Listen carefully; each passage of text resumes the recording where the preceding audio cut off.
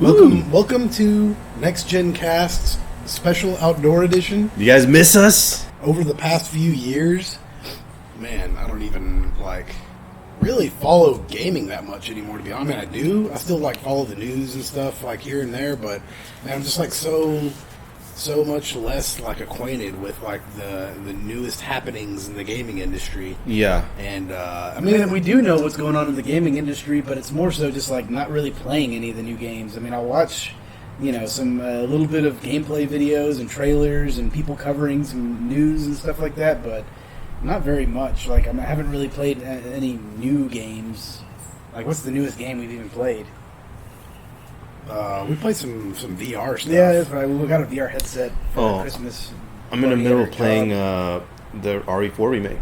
Mm-hmm. That came out kind of recently. It's been a while now. I won a raffle at work for a Christmas party, and I won the VR headset. And I've been shit! Yeah, that's right. You told me so about yeah, that. we played it for about a couple weeks. Played Red Hot and freaking is that what it's called? Red Hot, right? Yeah.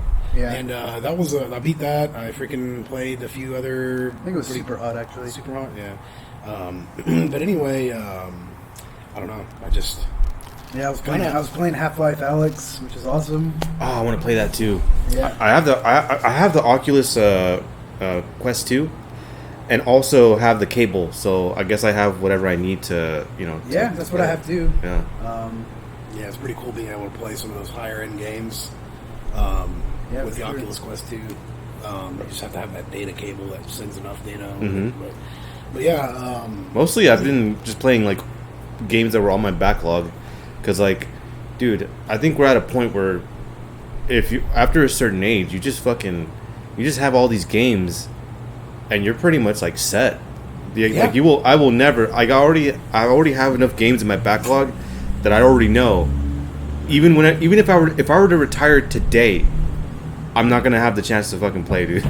I feel the same way about my retro gaming, because during the pandemic, I've definitely delved into the modding scene of modding consoles and stuff like that, and so I basically modded my PlayStation 1, PlayStation 2, Dreamcast, Neo Geo Pocket Color, what else? Sega Saturn. Sega Saturn.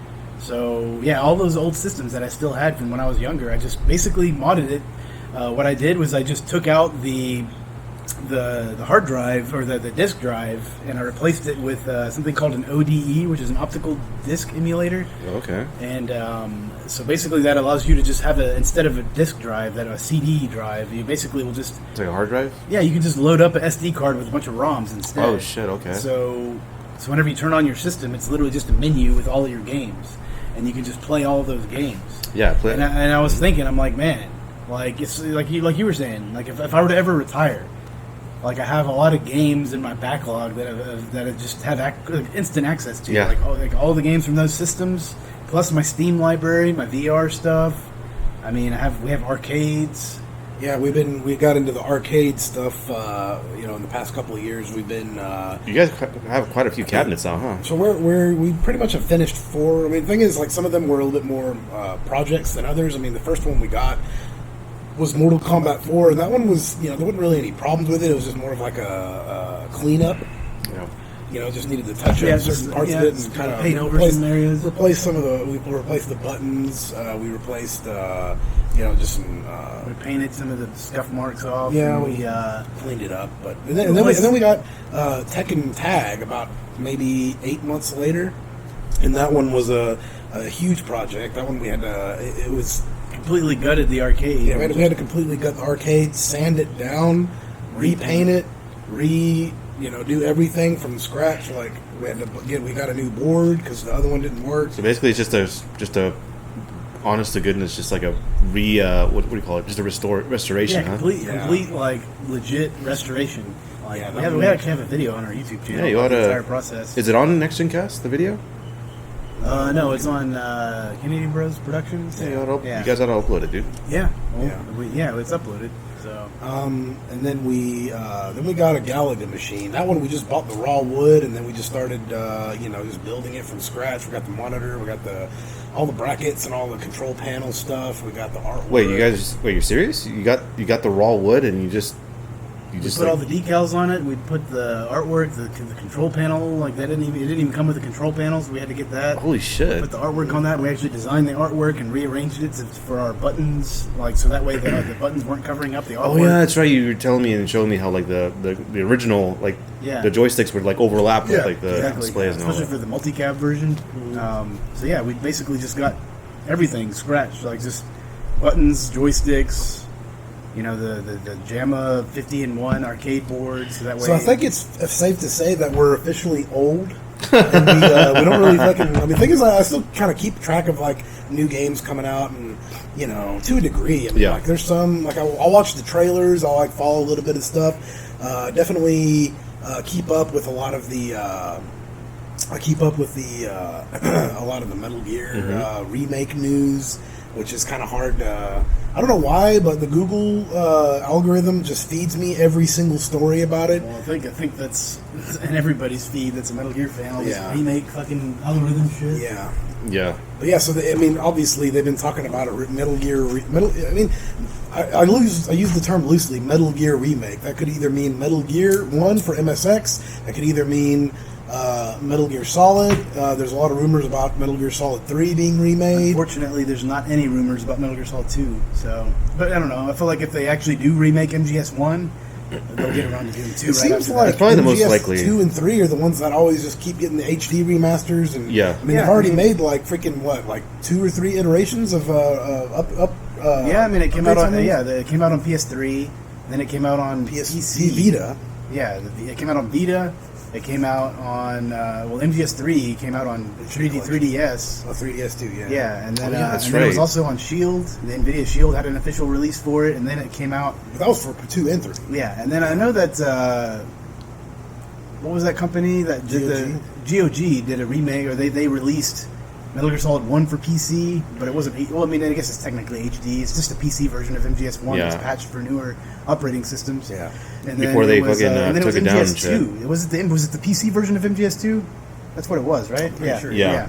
But yeah, Which but looks awesome, but they took that down unfortunately because of like some copyright stuff with the stock footage that they use in the games. Yeah. But thankfully, I got the first one at least. So. yeah, dude, it's fucking awesome because you can actually set MGS2 to run in the native resolution of whatever monitor Yeah, you're man, I using. missed out. So basically, if you have one of those super wide anamorphic kind of like monitors, you Yeah. can actually run the game in that You have to resolution. do like a little plug-in Yeah, thing. there's a patch that you have to get. Yeah, you guys were showing me that like in some of the stages, like you can literally see beyond the walls and shit. Yeah, the thing is that Yeah, it's not made for that aspect yeah. ratio. there's also like a new. I don't know if you knew about this, but there's also a new patch for Metal Gear Solid 2 on GOG, which allows you to play with a third-person camera. Oh shit! No, I Yeah, didn't know dude, that. it's actually like legit as fuck. So it's Somebody just like went in there and like basically took the 3D camera yeah. from MGS3 Subsistence, and then he just put it in MGS2. Damn, But that's he had to pretty do a cool. lot of work because obviously there's game's not small made for it. corridors, and Definitely. you have to, Yeah. he had to do some kind of remapping of the control. It's not exactly the same game. So if you were to put money on it, what would you say would be the game that Konami would actually remake Metal first? Gear Solid 3. I think so too. Yeah, I don't I want was it. I was think- going I to think- say Metal Gear Solid 1, but Metal Gear Solid 3 definitely just like it is the game that like must have much It's not written into even the the game best that like selling one at all. Metal Gear Solid 2 Yeah, is still the best I felt selling like one. MGS3 was the game that was the most digestible to an audience that wasn't sure. necessarily Metal Gear fans. Because I Yeah. feel like with Metal Gear Solid 2, you have to be like an uber Metal Gear Solid 1 fan Yeah. to even understand what the fuck is even going on in the yeah, for slightest. sure. And even then, like even if you are like an Uber, even if you are a huge fan of the first game, a lot of people were turned off by like the style of the second game. Yeah. And, I like, can there was a lot of definitely- complaints back- yeah, like, even back about then. Raiden, and then even the big shell, the way it looked. The cutscenes are too long. Yeah, There's yeah. too much talking and all The that whole stuff. thing with Emma, like dragging her around and stuff like that. Oh, yeah, yeah. there was a lot of complaints about that game. I mean, I thought it was awesome. It's still my favorite game in the series, but I don't know. I just felt like MGS3 is the most digestible to a wide audience. For sure. Yeah, probably because it's like a lot more simple. Like, it's like it takes place in a freaking. It was the first one that didn't take place in modern times, so it kind of like Definitely has that James Bond kind of Yeah. motif. It also is like what I've kind of noticed is that if they were to remake MGS1, it would be kind of weird. because it was made in the 90s. Yeah. It took place in like 2005, which is the near future for the back then. Yeah. But you're playing a game in the 90s made for audiences in the 90s. Yeah, for sure. Like with Metal Gear Solid 3, it was made in the 2000s, but it took place in the freaking 60s. Yeah, so it was a time period that nobody really like related to. It's a time period that it wasn't made for in the 60s for an audience in the 60s. Yeah. It was made for an audience like way later than what the game even took place in. So it's like it's actually still and that's one of the reasons why I think it's actually still really digestible. It's just like whenever you watch like an old movie from the 90s. Yeah. That takes place in the present day. I mean, you just see all the how outdated it is and shit. And, Metal Gear Solid 1, unfortunately, like freaking kind of suffers from the same thing. Oh yeah. So they would probably have to take some creative liberties. God, it would be It weird. wouldn't be that hard, I don't think. Would they still make it take place in 2005? I'm pretty sure. I mean, they could reboot it to make it take place in the near future from now, but I feel like, with the advancements in technology that have come, like AI and stuff like that, I don't think it would even make sense for it to take place right now. That's why it's more difficult to make movies that are like like action movies that are like take place in the current era, because it's like there's so many things that you have to take into account. There's so much like surveillance. There's so much like things that you can like you can't really like reason your way out of like. But like if you take something that's like takes place in like the 90s or like in the mid 2000s, or even if our idea of like the mid 2000s from back then, it's like, oh yeah, it's a place where people are still relying on just like security cameras and just like the most advanced thing is like something fictional like telekinesis, right? Yeah, that's why I feel like it's if you're gonna make a movie that takes place in the future, it would probably be the easiest to make some sort of post-apocalyptic movie or something. For sure, because it's like fucking you don't have to worry about all that the surveillance and stuff like that. So I feel like it's hard to make movies like about the current day and the future, because it's like cell phones are part of the the world, and like everything is kind of more locked down these days, and I don't know, it just doesn't make fucking movies interesting, just it being nonfiction. I would actually say like more times than not, like the people that make the project are actually wrong about most things, like as opposed to like being like spot on, right on the money. I know that there's been instances in Metal Gear Solid 1 and 2 and 4 even where they where they've actually been able to like predict. What's that? Like predict? Yeah, like predict certain aspects of like the military-industrial complex, or like just the ID tag. I mean, there's not even really ID tagged weapons yet, but like I mean, I still haven't seen any like freaking geckos, but like not yet, dude. Not yet. I haven't seen any. Well, there are fucking robotic, robots That's that true. the military is using. So yeah, we're pretty already close. Kind of eerily look like dogs and shit. So Yeah. it's like Yeah. They look like the dog, like that dog boss in MGS4. Yeah, they look like dogs, so it's only a matter of time before they look like geckos, dude. Yeah, I don't know. I just think that it's just I think the whole idea of making the game take place in the past, though, like at this point, like would be more interesting. Yeah. Like even with MGS1, like if it was to take place in the 2005 or whatever, the original year that it was supposed to take place in, there was no. I mean, that's before social media, before the whole surveillance fucking thing started getting kind of crazy, and I don't know. I feel Also, like this whole AI, sorry to interrupt, but like even this whole like AI thing that we're going through right now, like we don't even know what the hell that is even going to entail, like a year from now. Yeah, exactly. So like it's like progressing so fast. Yeah, so like making a movie like today that's like about like semi sci-fi like stuff. It's like it's just really.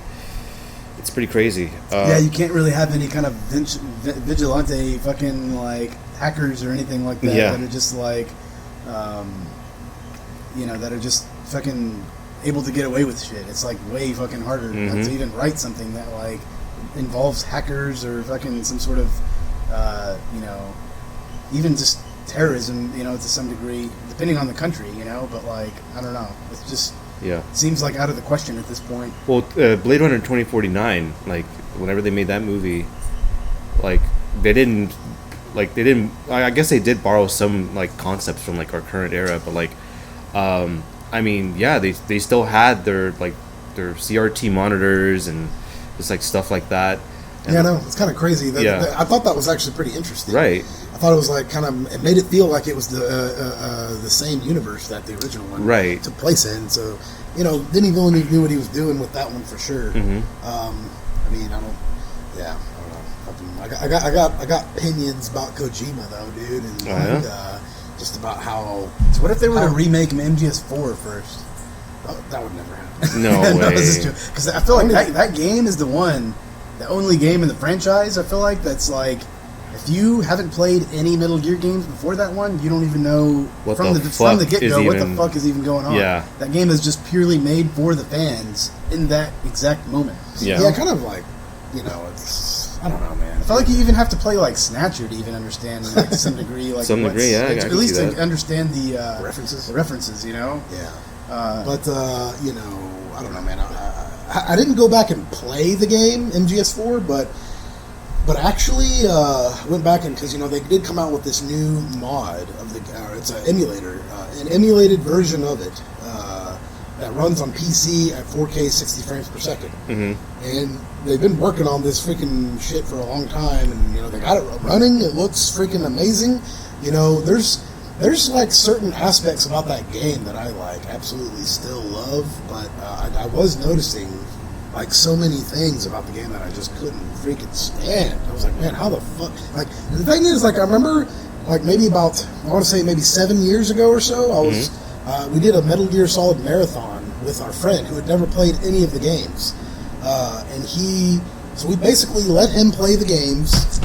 We were watching, him play it on the couch, kind of giving him pointers here and there, and stuff, trying to show him the Easter eggs and all that shit. And anyway, so we ended up beating. I think he actually started with 2 though, and then he played 3. Oh, he started with 2? Yeah, he's never actually beat MGS1, believe it or not. But, interesting. But Okay. But anyway, so he started with 2, then he played 3. And then we started MGS4, and then just like right off the bat, dude, like, I mean, you're like throwing in this freaking like just depressing, freaking drawn out, freaking dude. The cutscenes in that game are just insanely too long. It's inexcusable. Like, people talk about Metal Gear Solid like 2 and 3 having too much long cutscenes and shit, but like, dude, MGS4 was absolutely unacceptable. Like, it really was. Like, some of those Nomad scenes. I think the Nomad scenes are the ones that like kind of like really killed it because, I mean, they're basically the briefing files like MGS1 and MGS2 didn't have. I feel like just files, one of the Nomad cutscenes is like the equal in length to all of the, maybe not even all of the freaking briefing files. Dude, there's one cutscene in the Nomad. I think it might be before like either chapter 4 or 5. Mm-hmm. It's so long that it has to be longer than like the entire ending cutscene of MGS2. Like it's like the whole thing. Yeah. And it's like, dude, man, this is like unacceptable. Absolutely unacceptable. Well, the thing is, a big problem that I have with those cutscenes, as far as I remember, I think I watched those cutscenes maybe like 2 years ago with some friends. Oh yeah. Because I had a friend that like played Metal Gear Solid 5. But then, like, didn't play any of the other games, so we decided to do, like, a marathon of just watching the cutscenes, not even playing the game. And we got to 4, and I noticed that it's not even necessarily just the length of, like, the content. It's the pacing. The pacing is, like, what really kind of kills it. Yeah. Especially for me, is whenever there's, like, drama happening. Like, the scene with Raiden, whenever he's like, oh, Snake, I was always alone. Oh God, Snake. And like, dude, it's bad. It's really bad. I think some of the worst writing in the entire game was Eva's cutscenes. Big Mama, whenever she's like fucking talking about the apple and shit. Dude, the thing is all that these biblical references. The content there is good. It's a little bit pretentious. The backstory that they explained in MGS. Very pretentious. That's what I think. Yeah, it's just because I actually watched it recently. I'm like, God, this is like really freaking bad. Like, as far as the pretentiousness and how preachy it is, and like, God, I don't know. Just like, even whenever she first meets Snake and she's just like, throwing him the apple. Here's the problem: is that she doesn't even feel like the same character at all. If it wasn't for them flashing back and showing you, oh yeah, this is Ava. Mm-hmm. And then, I mean, you wouldn't even think it was the same character, other than maybe it was pretty funny whenever Ocelot, again, like grab that apple and it's like fucking squeezes it like fuck that apple, bitch. Yeah, Fuck I know. you. Yeah, and then she died. She died. Oh god, But yeah, her death was like really just like yeah. and then once again, you know, she didn't just die like tragically. There was a whole like, there's a whole fucking little, you know, I don't know, man. It's just so overplayed. You know what I'm saying? Like it's so like they really overly dragged dramatic, it out. huh? Yeah, and they drag it out too. Oh god, dude. Because like you know, you see somebody like go into like a fire to get like whatever, you know, get Yeah. the fucking The wrong corpse. yeah. But like she gets the wrong corpse or whatever. But anyway, but then she catches on fire.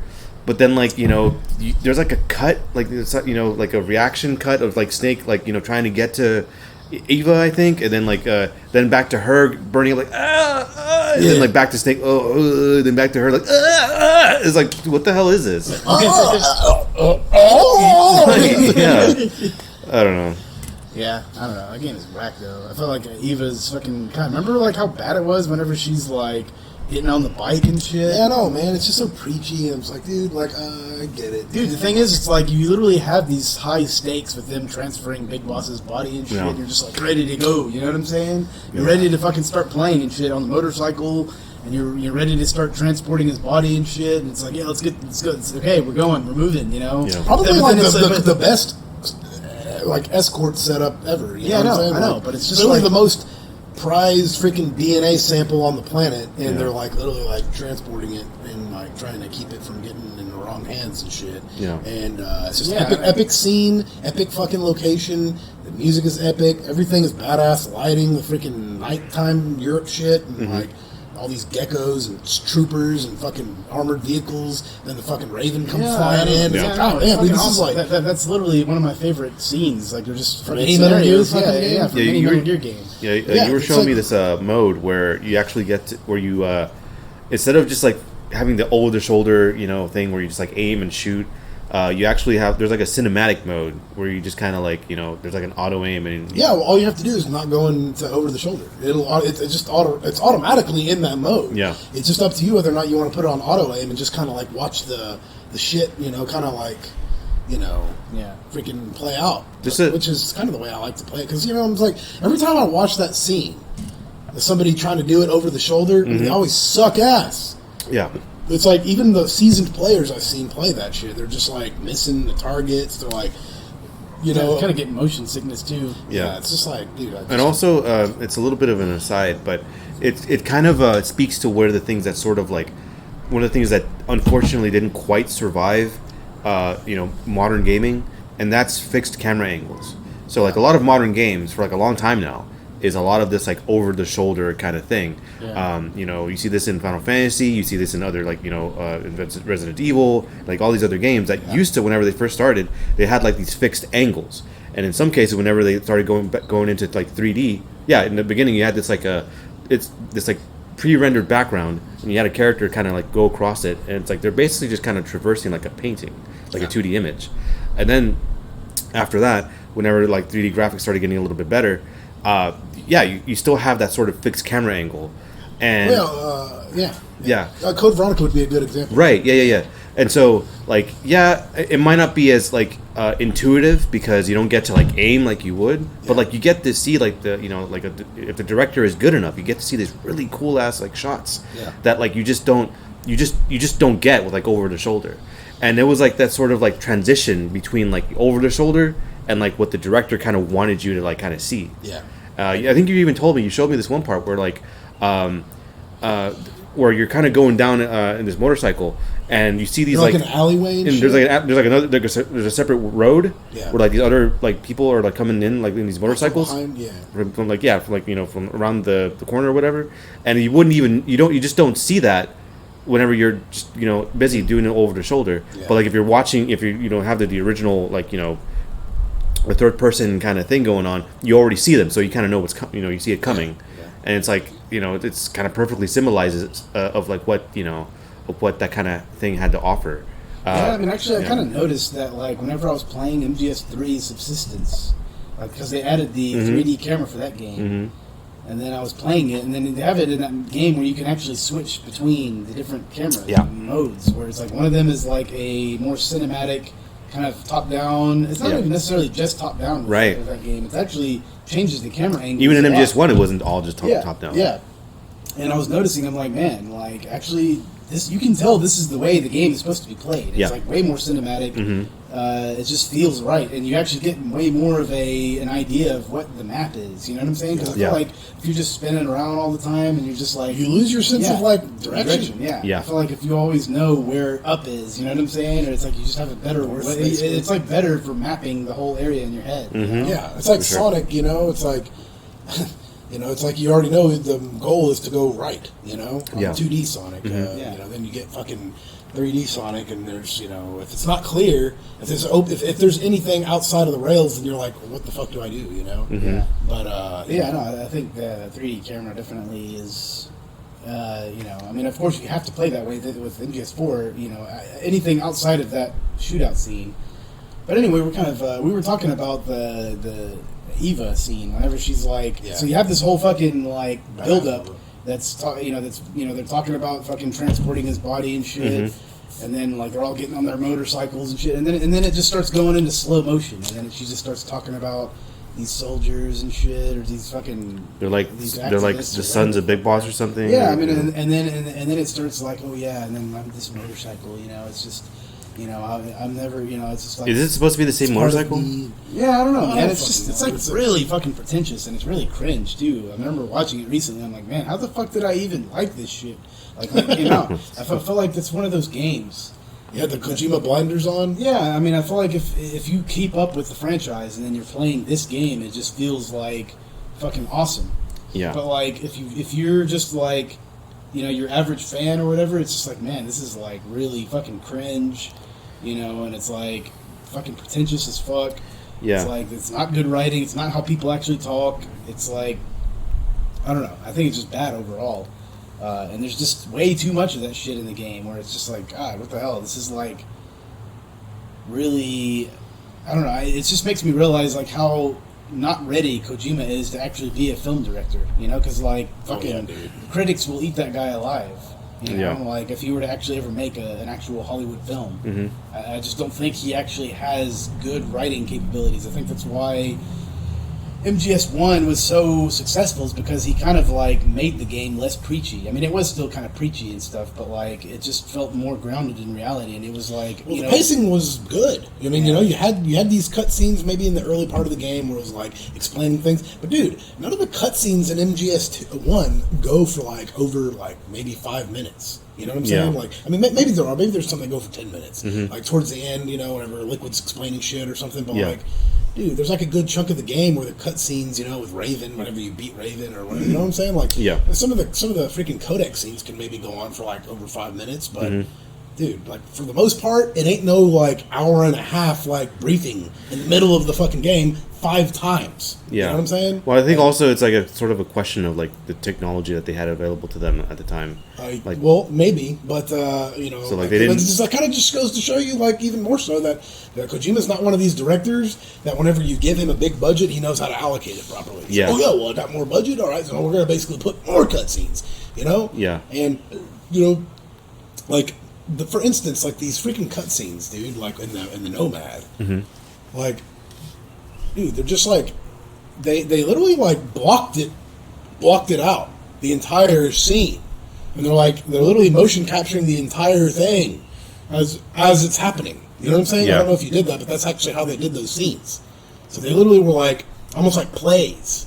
Yeah. The actors were like literally. I think they, I think there were stopping points here and there. Yeah. But like from what I know, they did all the mocap and the acting and shit like on the set. No, that makes sense because can't you actually pilot the Metal Gear Mark II Yeah, you for can. a lot of it and just like roam around while yeah, you everything's can. happening? So they gave you that option if it's too much for you, you can just kind of move around and just kind of Yeah, like to see the Easter eggs and shit. See the Yeah, Easter dude, eggs. that's like even. collect the items. That's what I'm Yeah, saying, it's dude. like he already knew that the fucking game was just like too much. Like that whole thing was too much. Yeah. If he actually even added that feature in there to begin with. Yeah, I don't know. I feel like that game obviously has way too much cutscenes, way too much story. I feel like they should have just kind of kept it like MGS1 and even 2, and I guess 3 too. But like they should have like kept it just confined to one area, Yeah. Like one base, just tell a story. I mean, it's like, dude, you don't really need freaking like this, you know, oh yeah, this is going to take place all around the world. It's going to involve all this, like, you know, stuff that doesn't necessarily even make stories good to begin with, you know? Yeah. I feel like you can tell a big story on a small set. You know what I'm saying? I feel like that's what Metal Gear is all about, really. Like, especially Metal Gear Solid 1, Metal Gear Solid 2, 3 is a little bit bigger, but, like, you know, it's still just one base, you know, one area. You know what I'm saying? It's like, you know, you just kind of, like, it kind of takes away the whole essence of Metal Gear, actually, because I feel like whenever you just drop, you know, a soldier into a fucking, like, you know, stealth mission involving a base, you know, it just kind of makes it feel like you're actually there and you're, you know, it's like it actually means something. But whenever you actually just have it happen like 4 times in the same game and it's just different parts of the world and it's like more open map and stuff and there's wars going on and it's just epic and, you know what I'm saying? It's just like, it kind of just takes away the whole, like, kind of cold feeling of just being in a fucking confined area and just trying to make shit fucking happen there. You know what I'm saying? Yeah, I see where. Yeah, I do agree. But I Kind don't of know. makes it feel like a more secretive stealth mission too. Yeah. If you're just like globetrotting, going in these areas where like they're fucking open area, you know, war zones and shit. It's like it kind of makes you feel like less alone. You know what I'm saying? Yeah, it's like I feel Makes like you it feel feels less kinda isolated. Yeah, yeah. less isolated. But, you know- I feel like that's the kind of thing with Metal Yeah. Gear that you felt isolated. You know, it's like it definitely had that isolation feeling. Yeah, it's Yeah. really weird because you can literally like go in there and then like you're making friends with the soldiers on your side. Yeah.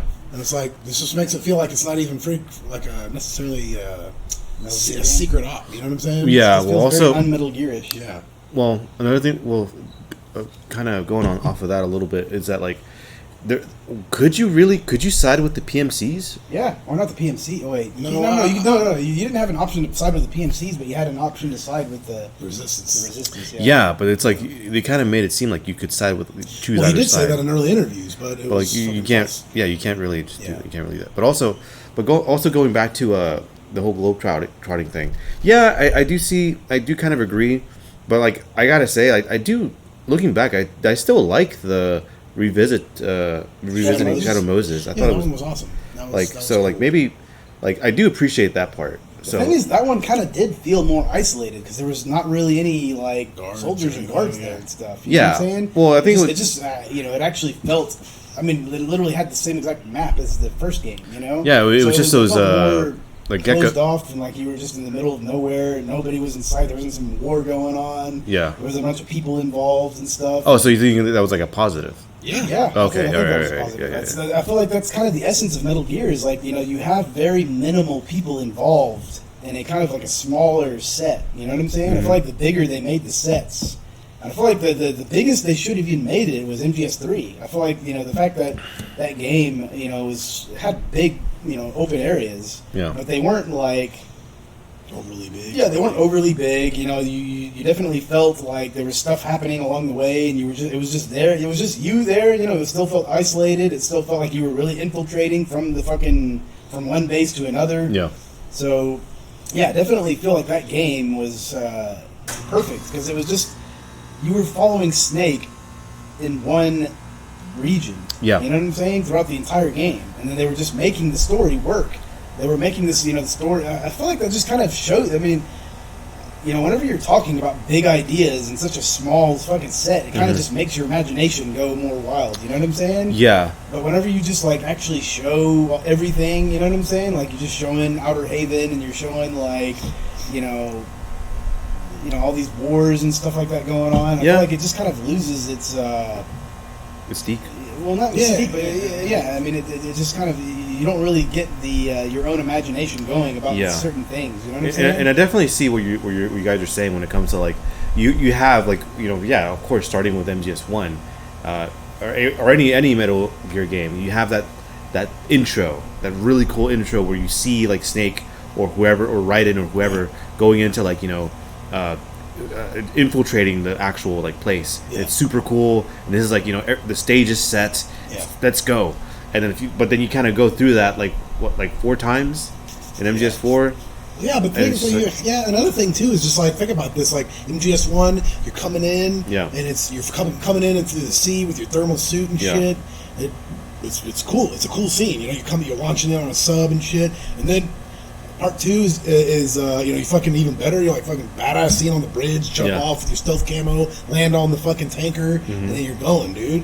3, you fucking do the badass fucking Halo jump, Yeah. epic ass Yeah, and fucking then also scene. the other scene And was then badass 4, you come around and it's just like you're just like this weathered old fucking guy and Back this of the fucking truck and literally shit. with like some fucking somber ass fucking music, Yeah. and it's just like end of the world kind of fucking essence, you know, the post apocalyptic.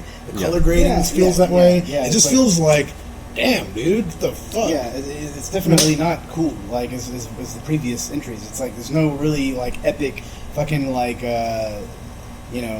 entry method. You know, Yeah, it's I'll like say he just this, literally dude. is in the back of a truck with a hood over his fucking face. It's like, how did he even get there? You know, Yeah. it's like these are people that he hasn't even made friends with yet. You know, and then Oh yeah, that's true. yeah, and then like he's just somehow there.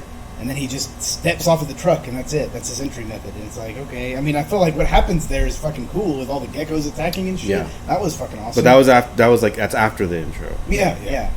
But like, but that whole theme of the game just kind of got pretty annoying, dude. I was like, man, Like Pretty soon I'm after the game came old out- and I'm dying. Dude, I'm remember old whenever and I'm dying. there was this trailer that came out? Mm-hmm. It was like a Hollywood trailer. You can still find it on YouTube. I think they just call like MGS4 like Hollywood trailer. Oh, okay. And it was just like a really like kind of had that narrator, like this summer. You know what I'm saying? Remember that one? And it was like a very Hollywood-esque trailer for the game that came out. And I remember like there was this fucking scene where they showed old Snake and then his face morphed into young Snake, and I was like, oh shit, dude, is he actually Oh wait, young? is it like a TV spot? No, it was a trailer. Okay. And it was. Do you remember talking about Yeah, that? no, I know exactly what And you're then, but it was basically a scene from Europe. Whenever you're talking to Meryl, Yeah. and he's like, Yeah, he's in that trench coat. And yeah. stuff. He's And in that but the thing sweatshirt. is, they made it seem like, oh yeah, he's actually like fucking young, And I was like, dude, that would be really badass if that he's just been pulling our pulling our leg this whole time, Yeah. trying to tell us that he's old, but he's actually like young Snake, and he's Yeah. fucking gonna come in here and be badass. And Yeah, shit. that's I thought Old Snake was the worst idea. I really do. I fucking hate the tone of the game. I think it would have been way better if Snake was just badass. Yeah, And- I mean, I feel like there's it just seems like kind of like a gimmick at the end of the day. Yeah, to it is. fucking be like, oh yeah, it's just kind of made to think people, or it's made to get people like wondering like, well, what's that all about? It's like, why is he old? But then once you find out, it like really kind of just is annoying to deal with at that point. Yeah. And what you find out in the second chapter of the game, why he's old. It's like you don't really.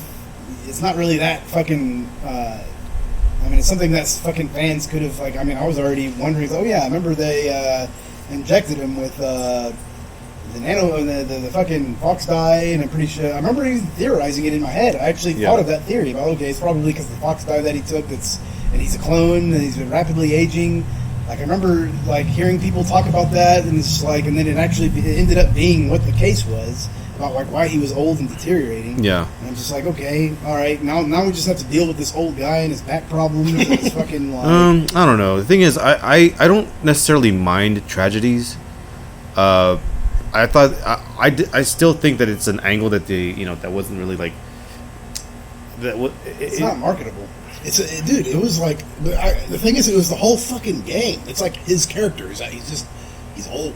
Yeah. He's like dropping his cigarette and he's fucking, he's just fucking old the Yeah, entire game. I He's guess. not really, I feel he's like, not really like cool and shit at all. There's never like a point in the game where I feel like he really like does something like super cool. Yeah, I no, mean, that's- there's maybe the microwave kind of sacrifice thing Yeah. that he did. Yeah, that was which badass. that was And badass. even But like, even but the last fight even scene. then, it's just basically Old Snake amplified. I mean, it doesn't really matter as much whenever you see it in the game, because if he was young and he had to do that shit and he just like fucking dead, it would have made way more impact. The Yeah, fact that I he's think so. already fucking decrepit the whole game, and then he goes to there and he's like, it's like, dude, we've already been seeing him like this the whole game anyway. Yeah, I don't know. I guess I that's just not. I don't know. I kind of disagree. Like, I'm just not really necessarily on the same page. Like, I thought it was an interesting spin to it. It's just like somebody I know, who the thing used to be is- like badass, and it's like, yeah, he's super whenever he was like young, but like, I don't know. I think it was an interesting angle to like see somebody who's like, you know, hey, this is what happens whenever you're just like not badass anymore. But like even then, like you still kind of like pull through. You still like there's still like a part of like, you know, of him that's still like, you know, Snake that still pulls through and like, you know, overcomes the obstacle of his aging. And even whenever he, like his suit fucking like, you know, just becomes destroyed from like, you know, the microwaves and shit, you still have him be like a fucking badass by fucking like, you know, fighting Ocelot. Yeah. And it's just I don't know. I feel like it was a semi-appropriate like send-off. And honestly, like I almost feel like they weren't like hard like enough. Like I think the idea originally with Kojima was he was supposed to be like him and Ocelot were supposed to be like tried for like war crimes or something, and then like executed. I think that would have been really like interesting because like you have this like hero that's fucking like, you know, that saves the world so many times, only to fucking like, you know. But then again, I don't know. Maybe that would have been a little bit too dark. Well, I mean, that's kind of what they tried to do with MGS2, with like framing Snake as a war criminal. You know? Yeah. But I definitely could see that angle being interesting. And the thing is, that's my whole point of being like, they don't have to make him old to make it interesting. Yeah. You know what I'm saying? It's like I felt like if they would have made him young, it would have made Kojima try harder to make obstacles more challenging. You know what I'm saying? Not only Like, that, but I think like a young Snake dying that's like in his prime is more tragic than an old man dying. You know what I'm saying? yeah, you actually feel for like a younger person dying and stuff. Yeah, you know? because And they plus still it's have it's like the- many it's- years Yeah, ahead. I know. It's like it's the same base that we all grew up with. You know what I'm saying? And that we're it's like. I feel like whenever you see Snake this old, and it's like you can get. I feel like it's kind of like the way Meryl treats him. You know, it's just like doesn't give a shit about him anymore. You know what I'm saying? Not that she doesn't give a shit, but she's just like is not really like as attached as you would think she would be. You know what Well, I'm saying? she did kind of still attempt to kind of connect with him. I think whenever they first met up, Yeah, it's more. but he's she, too but grumpy. he, He's too grumpy. yeah, but he just kind of refused because he's like, no, you don't. I don't want You you. don't want involved." nothing to do with this, man. Basically, yeah, that's what. All she's like, just put on the mask and it'll be okay. Put on the young Snake mask. Yeah, and, Your body look old as fuck. I know you probably need a body mask too. Shit, dude. Honestly, like, I wouldn't mind being like in my fucking late 60s, 70s, and having that body. To be honest, dude. I know that's what was so funny to me whenever Naomi saw his chest or his upper body, Yeah, and she's like, "Oh!" so horrified. No, and then they sew it. I'm like, damn. Right? But it's like, dude, like if I was fucking in my if I was older, like Like, didn't even have sagging skin and shit. exactly, Like, yeah, that too. I mean, just some discolored skin. Yeah. Some splotches or something like veins and stuff, I guess too. But you know, Didn't even have skin tags. It's like, that would have been so funny. Skin tags underneath his armpit. yeah, no, dude. God. But yeah, I don't know. I would have preferred, like, whenever I used to envision MGS4 in my head before they even announced it, Yeah. I thought that they were just gonna do a continuation of MGS2. Yeah, And it was gonna fucking involve the same Snake that we knew. He was gonna be badass. Fucking graphics were gonna be amazing. Yeah. And, I remember speculating with you guys like way back then, and like, honestly, like I know it seems like I'm defending like this game a lot, but like yeah, the things that we came up with just straight up just fucking like trumps the fucking whatever we actually got. ended up happening. Yeah. I mean, dude, it's not really that hard to one up like a fucking. Oh yeah, you're playing as a dying old man. Like, okay, that already sounds like kind of fucking stupid. Yeah. And the thing is, it's just like hammered in your fucking head. I think that might be the problem. Well, at least for me, is that like they do hammer it like all the fucking time. You're old and like you're always sort of like, He's forgetting shit and fucking dropping shit and has back problems and he's not as agile as he used to be. And Can't get the ladies like you used to. you have the whole like you have to always fucking do the syringe to fucking. Well, to be fair, they introduced that like in a trailer, but you don't really have to do that. I don't think, right? Yeah. Like you don't really, but like more Well, so the problem is though is that he has to do it in the cutscenes to stay up. Yeah. You know what I'm saying? to keep it up. Yeah, to keep it. It's like Viagra, dude. Yeah. Viagra stick. I'm pretty sure that was meant to be some sort of like allegory to, Yeah. you know, A solid snake. solid snake keep his snake solid. No, but it's not so much the old man stuff that kind of bothered me. It's more so how like how Kojima had to have like every single character ever, in the game. fucking ever, like they're all coming back. Everybody. I know. So that was the main thing That that I was the hated main about thing. Big Mama is Yeah. that, like, dude, did you really have? I mean, I feel like he takes the whole like Star Wars, Darth Vader being Luke's father thing, like Yeah. fucking like he just takes that and just goes a mile with it. You know, Yeah. it's like every character has to be. It's like, oh yeah, Sigint is the DARPA chief. Fucking, you know, you know, That one was and so dumb, dude. Yeah, I know, Oh, it's just- paramedic is a member of the Patriots. yeah, and fucking Mei Like, Ling damn, is fucking dude. back, but she's a fucking commander. Of this They did her ship or kind of something. dirty though. They're like fucking, like, oh yeah, she came back, but like it's because she has a connection with, like, she hooked up with the captain or something, and it's like that's why she was able to, like, what? Why would you bring her back like Yeah, that? man, the thing God, is- remember that scene? Whenever freaking it was the briefing scene right Yeah. before Outer Haven? Outer Haven, and Johnny Sasaki is literally there, and he's just like grabbing her ass and shit, wasn't he? Yeah, Oh, really? He's like, oh, yeah. Oh yeah, well, Yeah, you know, and then- fucking, you know, Kojima, he's fucking Dude, pervert man, and I shit. feel like that game was fucking. I mean, the thing is, like, Yeah. I think that there was a good balance in the early games with, like, you know, maybe some like slight amounts of sexual tension there. Yeah, but some fan this service, game- but, like, this yeah. game like took it way too. Yeah, fucking yeah, far. yeah. I mean, dude, the boss. We haven't even gotten into the bosses yet, dude. The Beauty and the Beast. Yeah. dude. I mean, that shit was like That- overkill. It was a little bit cringe because it's like, oh, how could these like beautiful ladies be like evil?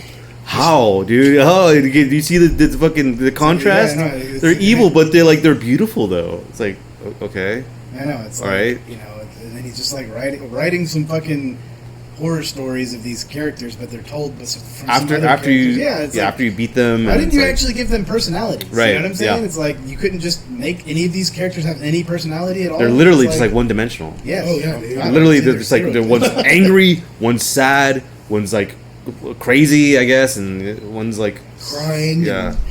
Crying wolf, screaming mantis, fucking Raging Raven. Raging Raven. Raven, I don't know what the other one was. laughing octopus. Laughing octopus. Yeah. Yeah, it's pretty stupid. I feel like it's like, man, like I remember like being kind of disappointed with MGS3's bosses, like with their ending cutscenes. No, I'm not talking about the gameplay. No, Yeah. they made fucking MGS4's bosses look like fucking Yeah, Yeah, no, I gods felt like and shit. MGS1 and 2 still had the best bosses. yeah. And then with MGS3, Because they they're definitely kinda just way more made 'em, involved. like, they kind of made him one-dimensional in that game, Yeah. too, whenever you beat him. Dude, It's even- like, oh, Well, yeah, you're right because they did the same Yeah, thing, like yeah, the fear yeah, and the the fear. rage and Yeah. yeah. Yeah, it's like they were literally Or the one-dimensional Fury. ass fucking bosses with no fucking personality, no fucking character. Yeah, you just meet It's them like- once and then you kill them Yeah, and and that's then you it. have to find out over the radio like what their stories were all about and shit. And it's like, Yeah. dude, why couldn't you just make these characters actually badass with some story? Yeah. Yeah, dude. You know? What the fuck was with that? MGS 1 and 2 just did it perfectly. It's like they actually wrote the characters. Yeah. Man, they even wrote characters like fucking what was his name? Freaking God, it was off the tip of my tongue. The bomb disposal guy. Not Oh, Batman, but his Peter Stillman. Yeah, Peter Stillman. Peter Stillman, yeah. Dude, that what fucking if they guy actually with was- that character was so good. Like his whole fucking arc and shit. Yeah. where, Yeah. like Yeah, he it was just was. faking his fucking shit. Yeah. And then he had the I'm gonna go walk on my own two legs, you know. Yeah, it's like has some sort of like like epiphany. Yeah, I can yeah, hike it's over like- deserts and rivers. he feels like he has to fucking like freaking make up for his sins or whatever, Yeah. and by freaking sacrificing himself to freaking, you know, it's like, damn, that's pretty cool. Yeah. The thing is, it's not even that's just a random character in MGS2. I mean, maybe That's not, true. maybe not Yeah. random, but he's literally that's how deep the fucking boss stories went in Yeah, that yeah, game. yeah, you're right because like yeah, he wasn't like any kind of soldier. He wasn't like a guy like all right, you're okay. Well, we're here. I just took out this guard and do this like no, he's just a regular civilian guy. Yeah, no, that's what I feel like. I like those new characters too. Yeah, yeah, yeah, I yeah. feel like, you know, he was. I mean, it's like I'm surprised that they didn't fucking pull like, oh yeah, he was actually the DARPA chief. You know, fucking, he was. He was the you DARPA know? chief's father. Yeah, I know exactly. He was. He Brothers and was. shit. He was Yeah. Jim Houseman. He fucking like he was Jim Houseman's like lover. Yeah, I don't know. I just felt like there was a new character Yeah, that he was was tied another to another friend. new character. Which Yeah, was but that's the thing is that that's how deep the boss stories went in that first game or Yeah. in the second game. Was to have like other characters. Yeah, no, and the thing is, that you had could, like fucking Vamp and Fortune that were like very close, and you know, and then fucking Fucking weird ass fucking relationship. Yeah. Yeah, I mean, it was like Yeah. pretty fucking good though. It's like, Yeah, yeah, I mean, yeah. it's like literally just pure storytelling. Yeah. You know what I'm saying? It's like, and then that's what kind of pisses me off about MGS4 is that like he relied so much on this Snake being old gimmick instead of actually just telling a good story. Yeah. You know what I'm saying? Like with the bosses and Like, dude, think Instead of about, showing like, you, he just told you. what the Yeah, fuck no. is Literally. like? yeah, I would have taken good boss story and characters over an old Snake any day. Yeah, but the thing is like all the characters kind of suck in the game, dude. There's like very few interesting characters going on in MGS 4. Yeah. Like, what the fuck is what's her name? Naomi? No, Naomi was okay in the game. She had a decent Yeah, arc. I mean, yeah, maybe yeah. their ending was kind of stupid, but Yeah. she definitely was an important character and pretty relatively Literally, well written. I can't fit in the T-Rex in the fucking Rex cockpit, so I'm gonna kill myself. And then there was the person I was talking about though was Sunny. The fuck is her? yeah. What Oh, a okay. stupid idea! Like really stupid. And then who else? Mei Ling, pointless. Yeah, Mei Ling is like the fucking worst offender. Like Oh, yeah. made her like again. They did her dirty, dude. Holy Yeah, dude, shit. I know they did her. Why even bring her up? dirty as fuck. Even Yeah, Rosemary pretty bad. too. She was shitty as Rosemary was fuck. fuck. Even Campbell's character in the game was dumb, dude. It's like, dude, if you're gonna bring these characters back, like bring them back properly, dude. Yeah, I feel like Yeah. it's almost a parody of Metal Gear in some ways. you Johnny know? Sasaki, the fuck, his character, he shits his pants. Oh yeah, they Okay. brought him back and he made him like a main ass character. Yeah. Marries Meryl at the I know, end of the dude, game. it's like, is that his character? Is that he's just so shitty, literally? Literally? That he and then he just he's like the last person that you would expect to marry Meryl and shit. It's Yeah. like the last person ever that would. I've get always the girl. I've admired you from afar. I was always in love with you. Like, wait, what? Okay, it's out of dude. fucking nowhere. Yeah, that shit was dumb. Johnny Sasaki, like fucking somebody that's just I don't know, man. I feel like Kojima never intended for these characters to be in this scenario. You know what I'm saying? Yeah. It's like this was just supposed to be a character that you just saw knocked out on the fucking floor and shit. you But he know? was a main ass character Yeah. in the last game. He literally Fucking was main as like fuck. responsible for like he played a huge part in freaking saving the world and from the brink of destruction and shit. It's like, damn, dude. I think- It's kind of ridiculous. I will Like, say it is kind of funny that like the reason why he wasn't like part of the SOP system and he was able to like forego everything because he was just like taking too no because he was like taking too many shits, so he missed every like injection or something for like the nanomachines, so he wasn't affected by like the PO whatever the SOP fucking Yeah. yeah. I thought that was kind of funny. We went from like a gimmick kind of a joke to like a main ass character. That was kind of weird. what other characters were in the game too that just felt fucking dude, the Rat Patrol. Oh yeah. I mean the whole Rat Patrol. But it's like guy with but like guy it's with the exclamation Patriots. point. That's what I'm saying. It's like I feel like there's too much fucking quirky shit in that game, and I feel like that's kind of I don't know.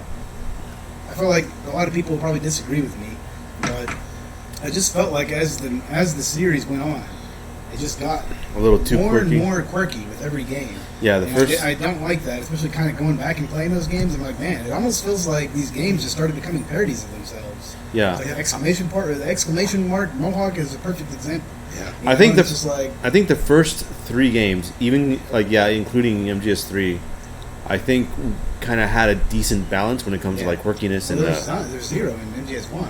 That game really wasn't that quirky at all. It really wasn't. I might have to. You have to do some digging to disagree with me. Okay, well, fair point. I guess I would have to do some digging. There was some quirky shit, but Maybe with liquid or something, being kind of like animated, maybe. did but- you like my sunglasses? Yeah. Like, how would you know that if you really? Yeah. And I mean, there were more. Maybe there are a little bit more hidden. Like whenever you find the parachute, you have to literally look for the parachute, and it's like it sounds like he was sending a message. Yeah, next time I see you, I'll stream you up. And it's like, God, I feel like okay. it's fucking better than fucking not anywhere near this. Yeah, no, it's like that shit, you know, that fucking ocelot making an actual ocelot sound and shit. Oh yeah. And then you have like the exclamation point, and then whenever he turns around, you actually hear the fucking exclamation sound. It's like, dude, what is this? Like fucking some Yeah, no, it just felt like self-referential, when I remember whenever I was trying to get some meta shit going Yeah, on no, here. it's too like- meta. It's too self-referential. It's like too fucking. I don't know. It's too quirky. Well, I guess it's more. Yeah, I guess like the meta stuff is a little too. It's laid on too thick. Yeah. Meta Gear Solid, dude. Oh. That was joke, dude. Joke of the night. It's like really, well, there's a laugh. Well, it was kind of a nervous laugh, but Anyway, but, yeah, I think the games just got too quirky, and I think MGS4 was like the high point. You know, it's just like it kind of felt like some, you know, like those in Metal Gear Solid Subsistence, they had the demo theater or whatever, or it was the secret theater. oh, And, you get to switch the No, that was in character models? MGS2. That was where you okay. could switch the character models. Yeah. I'm talking about in MGS3 Subsistence. They had a mode called the Secret Theater, and it was just like all these fucking parodies and shit. yeah. I felt like he kind of started like adopting that kind of humor But, like, into kind the of putting game, more out but into it wasn't. the It wasn't. It more didn't canon work. stuff. I felt like it works as a parody. It's fucking hilarious. Yeah. Like, goddamn, those cutscenes or the whatever, those fucking little like parodies were just perfect as Yeah. they were. But I feel like if you introduce that type of shit into the actual game, it just takes away from the seriousness of it. Yeah. Yeah, but dude, like for instance, like the boss fights, dude, with the freaking God, dude, they really did those freaking Beauty and the Beast characters dirty, dude. They did them dirty, maybe dirtier than freaking Mei Ling. Because or like that kind of reminds me of Quiet, you know? Like, dude, it's just like what, this is just eye candy, you know? It's like that's all it is, and it's like these angles like showing their fucking ass. Oh yeah, that's right. They fucking Dude, it's like it went laid on far thick. beyond just like sexualizing them. It's just like you literally it get was to straight up perverted as fuck. yeah, remember all these it was, like- angles and shit. I remember like maybe about a month or maybe a month or two after the game came out, and we were playing it at somebody's house. I brought it over, brought my PS3 over, and I was just kind of playing the game. And there was this girl there that was just kind of regular. She would come by. And Yeah, hang yeah, out. yeah. Her name was Sylvia. She would come over, and she was just watching that cutscene Ooh. with Crying Wolf. Okay. And or after after you beat her and she gets out of things, she's man, she was so fucking pissed. Like, what the fuck is this? shit? Was it like embarrassing and shit? Yeah, it was kind of embarrassing, dude. Because we wouldn't shut up about that game. Like, we were telling everybody about it. That's Yeah. all we would talk about at that time. Yeah, but the thing is that she didn't even see the photo mode. You know? Should have. Hey, it's like, well, she's gonna get offended anyway. Might as well fucking do it. and then you have these freaking this stupid thing where it's like, you know, you just, you know, if you're in that photo mode, Yeah. and then you play the dance the music, they'll all anime do this para song. dance shit, and it's like, Yeah. this is what this series has become. Like, Well, to be fair, it is kind of an Easter egg. So Yeah, like, it's an Easter egg, but still, like, Yeah. I mean, I feel like, yeah, no, it is But- an Easter egg, but yeah. but I do agree that it's like they fucking way like they over sexualize the characters, but like, you know, I feel like there should be like a sort of balance. Yeah, I don't know. It's just so stupid that like Kojima was like, "Well, yeah, my whole reasoning for even putting Raiden in the game is because like we wanted to bring in female players." I was like, "Dude, really?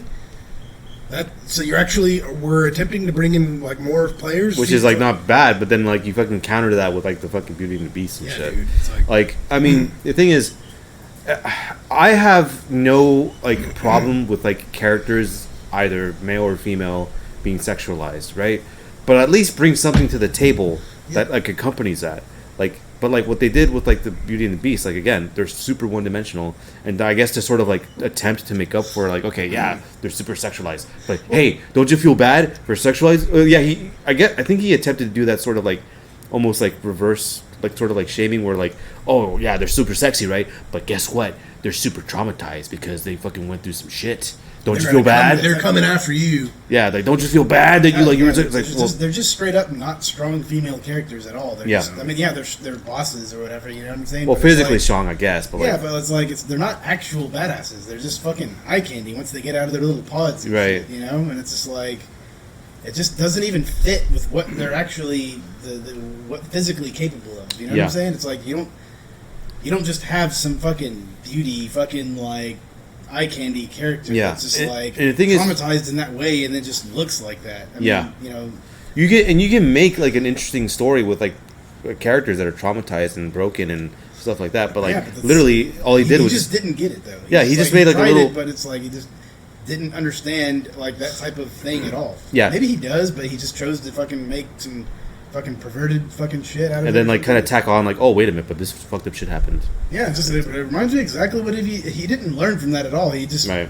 literally did it again in the next game. Yeah, with Quiet. It's Yes. like literally just made her a strong character, but she fucking didn't say anything, and she's just like, Don't even know anything about her yeah, past. it's don't know just anything like about some her character. fucking perverted fucking thing from Kojima. It's like, Oh, but she needs to have her skin exposed for water. That's why. God, the thing is, it's It's like it's not even like. Don't you feel Remember bad now? Yeah. All these publications were calling him out as like for over sexualizing this character. It's like, oh no, just there's a reason. Trust me. There's a reason. Yeah. Okay. Yeah, whenever she needs fucking suck up the water on her skin. Yeah.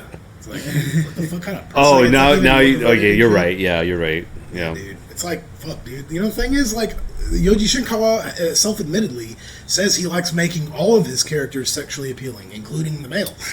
Nothing wrong with that, dude. Nah, dude. Dude, makes it fucking easier. Fucking to look Snake at. is known of having a great ass, dude. Yeah, dude. There's He has memes the best about it and ass in shit. all of gaming, dude. And Especially then in MGS4, I guess. I can remember fucking. Well, maybe not. in that No, game. but it's fake though. It's a suit. I guess MGS2 was the one that was like when people started noticing it. yeah, it was pretty in your face, like Yeah. in that game. And then, and then they fucking. God, remember they actually made his ass super small in the fucking the Smash Brothers. Yeah. Yeah, I was about to bring that up. Like, yeah, it was like, yeah, okay. They went from like, again, he had like a fucking awesome ass like in whenever he first appeared, but then like in fucking the Switch, I forget the name of the fucking game. Smash Brothers. Well, Smash Brothers, but like Melee. fucking for Switch, I think it was Melee. Ultimate. No, Melee. He debuted in Melee. Oh, okay. No, not Melee. The one after that, Brawl. Yeah, it was Brawl. It was Brawl. So like, yeah, it was like okay. So he had his like ass there, but like fucking whenever with Ultimate, they literally fucking like just like fucking made Shaved it off? Yeah, they fucking I only fucking got a fucking handsaw and just. yeah, exactly, dude. And there was such a big ass stink about that. It's like, well, then yeah, dude. I mean, what the fuck? Like, why are you gonna like do that? Like, it's fucking ridiculous.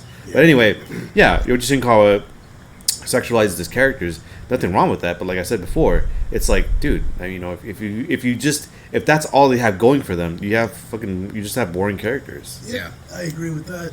Fucking, I don't know. I feel like they should make the characters more like flirty if they're gonna be that sexualized. You know what I'm saying? Yeah. Which I guess like Quiet was with Snake and the helicopter and shit. But I feel like that was even some sort of just That perverted was- shit. It wasn't really even flirty. It was just like, oh yeah, look at my Literally- ass and look at my exactly. tits. And, It's you know, like- just like it's just fucking over the top, fucking over sexualization and just super perverted. Yeah. And it's like, okay, this is With like nothing not, to this is back not up. the way to do it. You know, you can Yeah. have sexy characters, but just have them fucking like flirty and shit. You know, Have 'em- kind of like what's that character from Final Fantasy VII?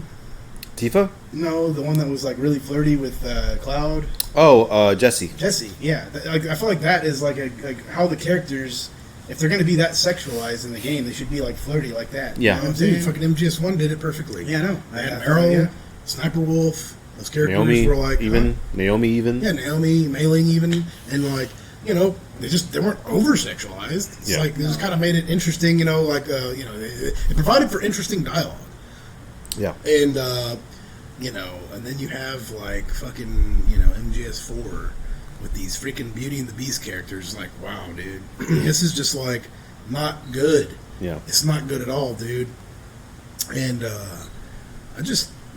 I hated it, dude. I really whenever I go back and play that, dude, I just skip those fucking scenes, and like this is like it's like hard to watch because it's like Well, it's unfortunate because I mean, yeah, like you said, like compared to like 1 and 2, 1 and 2, like they just had so much more substance to them. They're just, Yeah. like they're involved in like the fucking like the operations of what's going on, and they're like talking with the boss and like of the main villains, like what are we gonna do, or like they have some sort of scheme that's going on, some interaction with like Snake, a couple times, and it's like there's nothing. There's like even in 3, there's like none of that.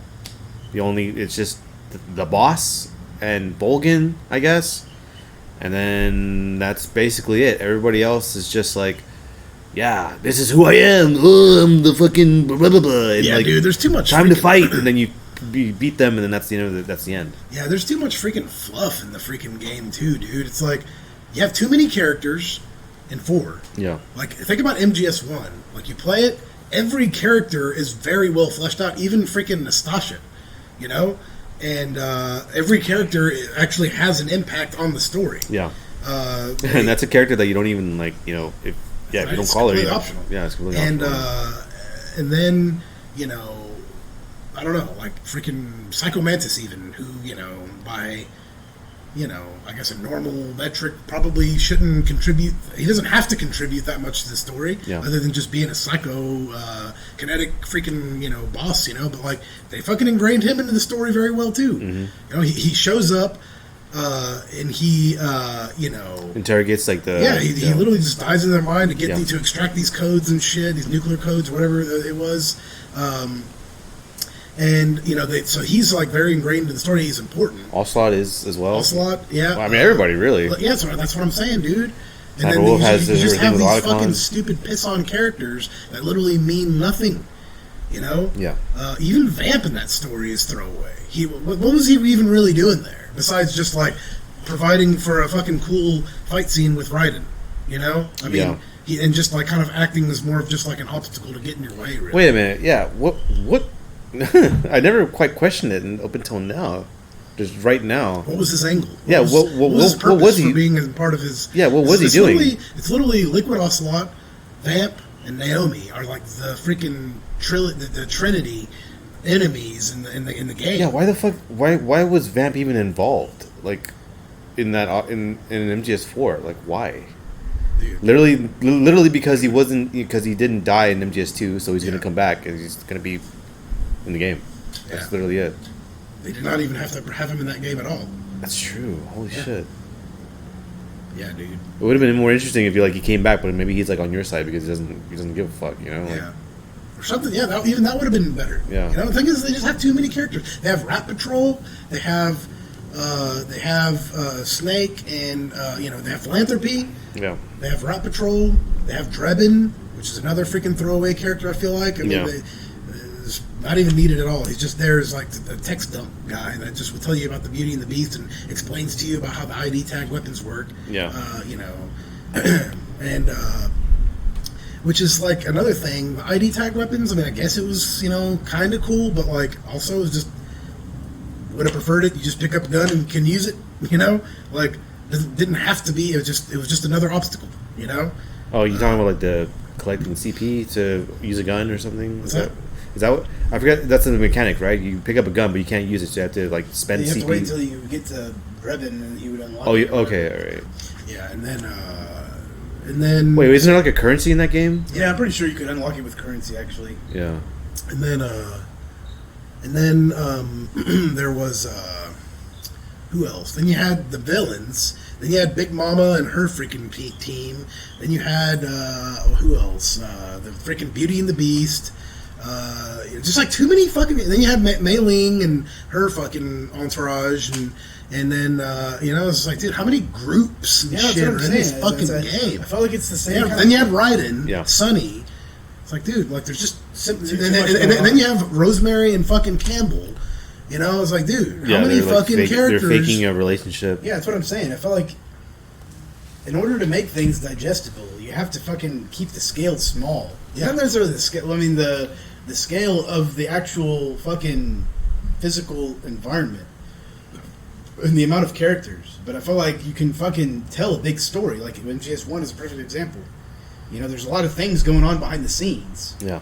But like you really have to like hear the codec calls.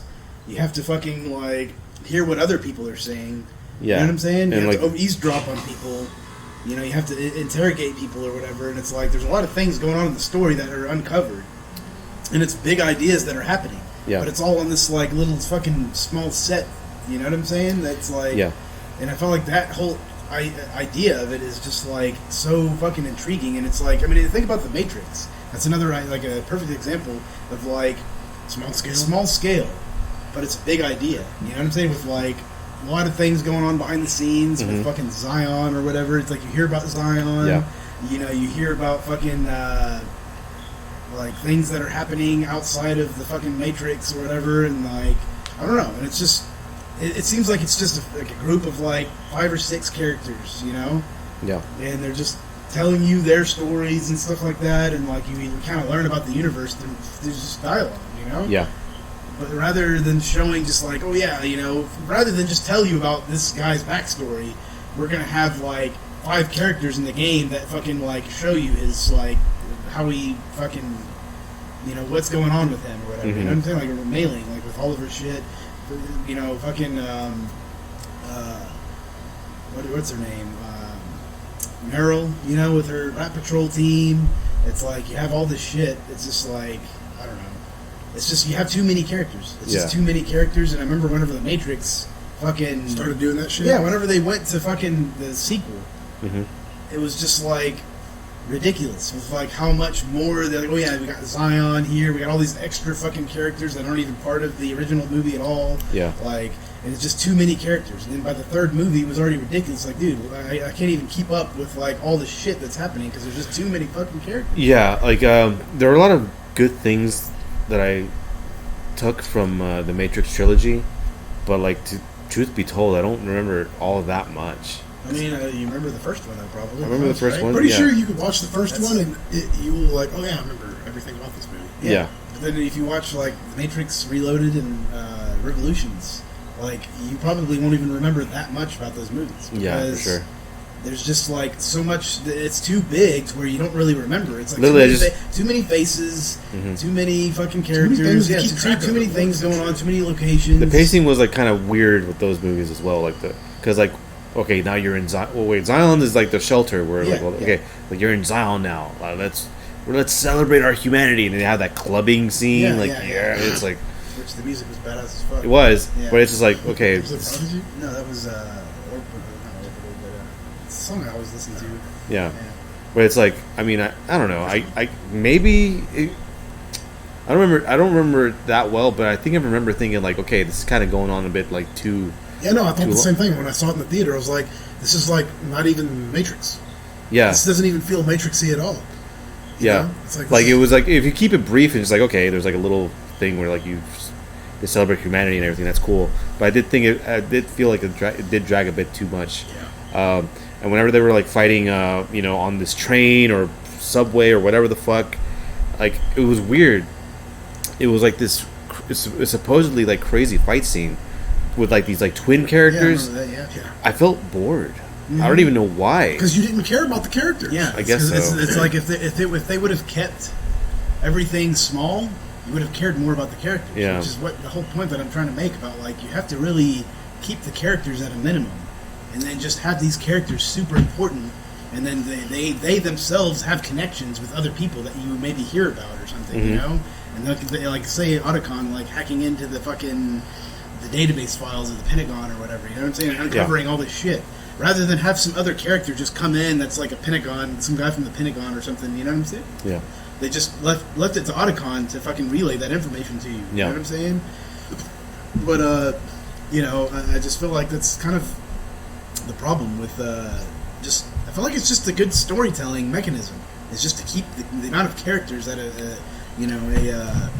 small level that helps make things more memorable, and it just like makes you feel for the characters more because it's like you're actually engaging. They feel like almost like friends in a way. You know what I'm saying? Because it's like every bit of the story is being relayed through your friends. You know what I'm saying? Yeah, I guess another like pretty relevant example of this when it comes to storytelling is the whole like Avengers thing, right? You have like these different movies, and it sucks because like I used to have this idea whenever I was younger. Like, wouldn't it be cool if you fucking had like these different like stories, and then like you sort of combine it into like a into like a bigger thing? But that's what the Avengers did. And I mean, I still think like I still have fond memories of like watching the Avengers, but like I mean, it's like they make these movies for like these individual superheroes with their own stories, and then bring it all back together with the Avengers. I thought that was fine. But after like so many like movies and then like sequels to like the movies of like the individual like superheroes and all this different stuff, it's like you kind of just want to go back and keep it simple, right? Right? Like, You you actually felt more attached when it was simpler, right? Yeah. I know exactly. And then now nobody even gives a shit about fucking. I mean, I'm not gonna say nobody gives a shit, but like way less people fucking care about Marvel now than they did whenever it was the Avengers. Especially since like they fucking had their ultimate like Endgame, right? Endgame, Yeah. right? And like so, what, like, why, like, obviously we know why, but like, you know, because for money, but like, it's like that should have been the cutoff right there. Yeah. Like, why even fucking make any but more it would be- content? you know how much like better it would have been if they just ended that whole thing at a high point. Yeah. I feel like that's like what so many people just don't do. That's You know, what, just end their that's careers. what happened with the Star Wars trilogy. Yeah. Like, if they would have just cut it off at the last Star Wars movie on Yeah. the Return of the Jedi, people would have been like the stuff of legend. But now Yeah. that they've come back and they've like just completely ruined it, Yeah, just milk the cow to where it's like fucking just dead and shit. You it's know, like it's been dead, and they're still people trying like to they kind of like ruined a lot of people's freaking like perception of those, even the original movies. Yeah. Just because they fucking brought it back, they resurrected a dead corpse. Well, And- it's gotten to the point where they literally a few years ago they retconned the extended universe of like all the literature, the books and stuff that Yeah. came before. It's, You like, know, it's like, okay, well, really? we got something better for y'all now, dude. We're Disney. We have the Disney version. That stuff's not even canon anymore. Yeah. Yeah, dude. Yeah, stuff that was actually fucking canon, like for the original trilogy, and then Yeah. it's like now it's just retconned. It's like, okay, it's officially dead. You know, now Which- they're just milking a dead cow. Yeah. The thing is, it's like with the extended universe, it's like I think it's a little bit different because they're books, and you can actually, if someone who is more of a reader and likes that kind of content, where you're like, I want more, right? That's why there's people that are like big fans of like, you know, like fan fiction and stuff like that. Yeah. So it's like, okay, yeah, but like whenever it comes to like a, you know, if you're not really interested in that, it's kind of hard to market like, okay, which is why they did it. It's like, okay, well, we can't like we can't like make something new and conform to all this extended universe stuff. You know what? It's too much work. Fucking axe all of that, and we're just gonna make our own shit. Yeah. Which is like, you know, I don't know. It's just really unfortunate. Yeah, it is. And, you know, freaking, you know, I was thinking about this, you know, as we were just talking about these, like, how many characters there are in MGS4. Yeah. But, like, one of the reasons why. Is it? Sorry, go ahead. What were we going to say? I was gonna say, it would have been a lot better if you're like, instead of adding all of this extra shit with like, you know, just one game, they should have just kind of like, you know, hired some authors and just kind of like, hey, why not just release like some side story stuff and just have that be like a, you know, novels or different Comic like or whatever. have its own Ashley like Wood comic.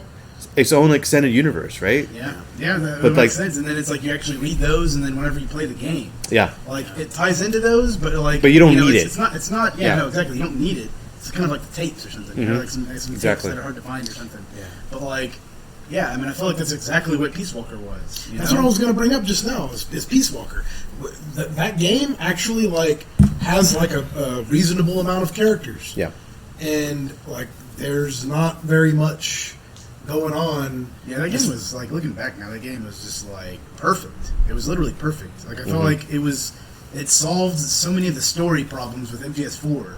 Not solved them, but it basically like made Well, yeah, well, the thing is- for its own game. It just basically like ditched all the bad ideas from that game, and they actually made a proper. I always say that, I was like, man, Metal Gear Solid Peace Walkers, even though they have like this whole like base management shit, and in a lot of ways it feels like more Metal Gearish than even MGS4. Oh God, definitely, dude. I felt like it was Kojima returning to his roots. Yeah. Like basically having a smaller budget, smaller, like he just doesn't have unlimited like fucking resources to make just like epic ass fucking shit. Yeah. And it's like, you know, like keep it small, make the ideas big, but just like, you know, have a certain amount of characters that just relay information to Snake. Yeah.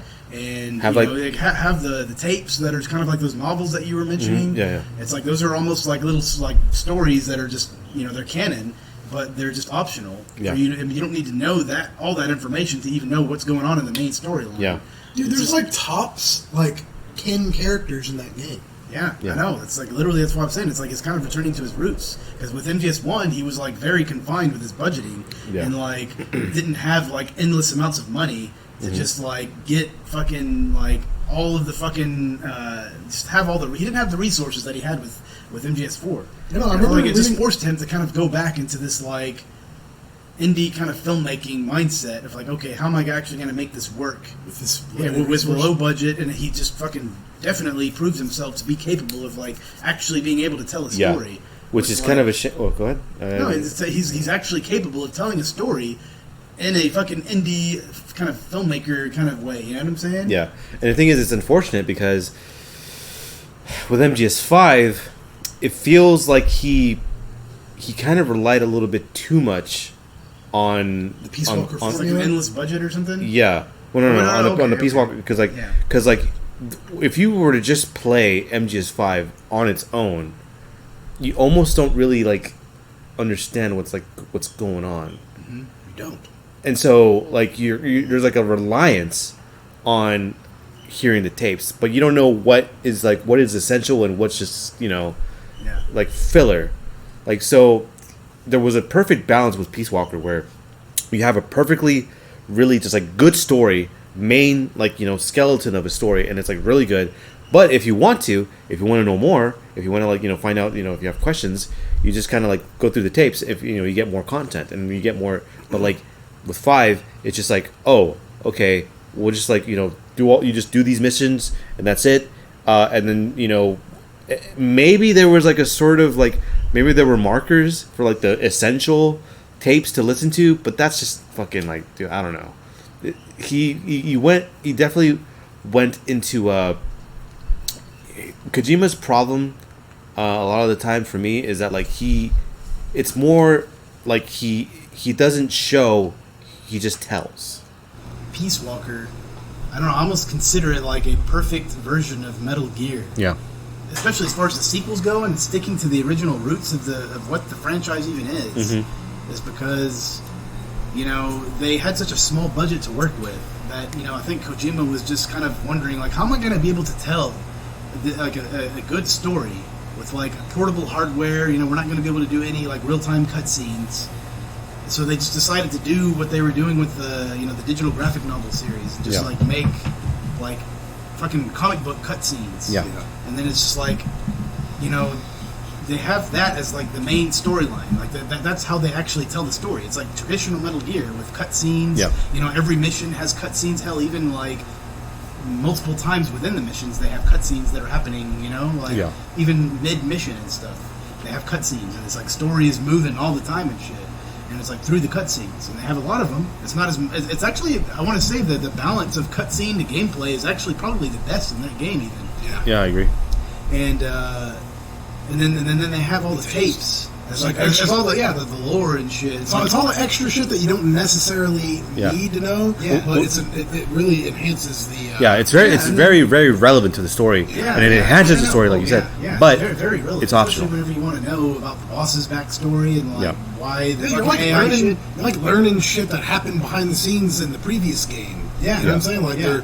they're telling you shit, and God, it just makes me realize like how much he fucking just fucked that whole thing up in MGS5. Yeah. Like you have MGS Peace Walker that was just perfect. They literally did it perfect in that game, and then they did Peace Walker. MGS5, and then you literally had to play. I swear.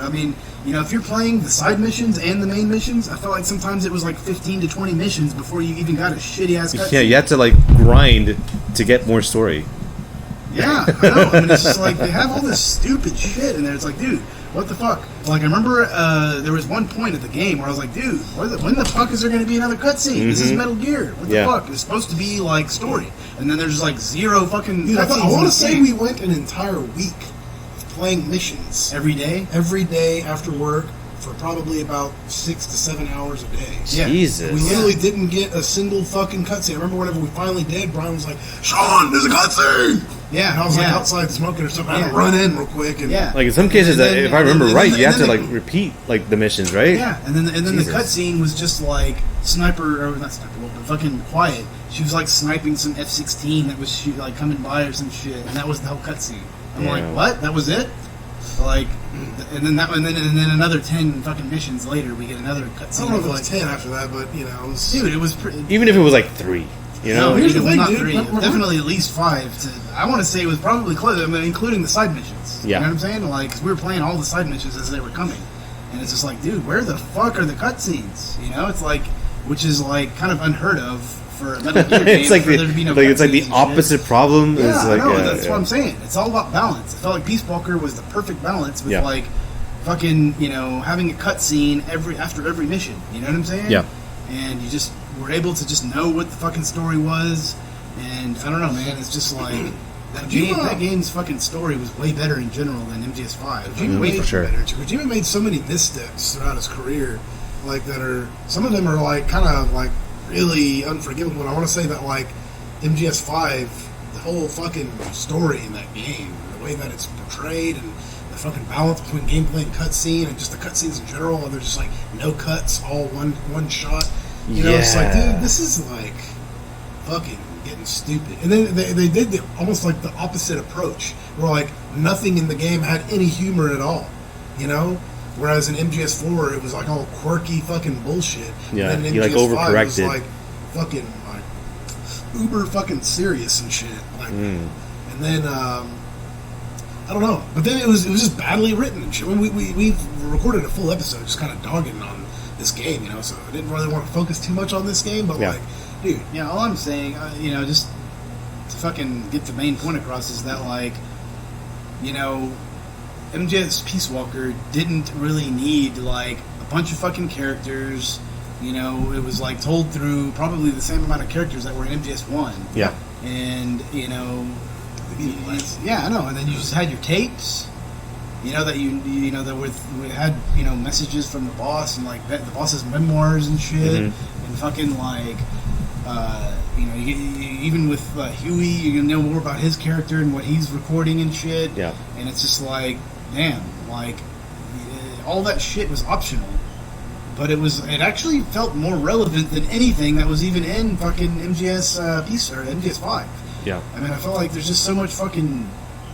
There's too many fucking nonsense, fucking like, you know, tapes in MGS5. Where it's like, dude, what the fuck? This is like literally too much.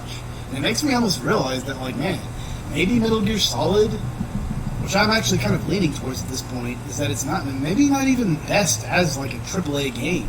You know what I'm saying? Yeah.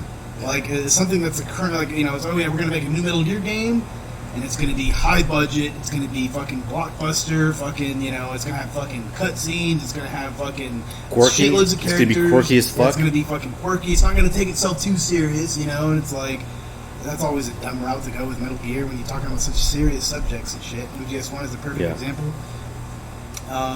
You know, I felt like MGS1 was just perfect as far as the tone, consistency, fucking like, you know, engagement in the characters and everything like that. And it's just like, yeah, it was complex, but it wasn't like overly convoluted. Yeah. And then, you know, you had, I mean, MGS1 was really the fucking really the high point of the whole series, I think. Everything that came after that was in some way downgraded from what MGS1 was doing, really. Well, it's part of the reason why, like, I don't really, I used to kind of be more, I would reach out to, like, and join, like, these different, like, fan groups for Metal Gear, but I find that, like, the current fan base, or at least, you know, even back in the day, whenever I started doing that, is that, like, most of the people were more, they were just more fans of, like, MGS3 and that kind of, like, sort of, like, you know, culture. And I just didn't even relate to, like, most people, because, like, you know, people were more fans of, like, the quirkiness and the, you know, LOL random kind of nature of, like, Metal Gear.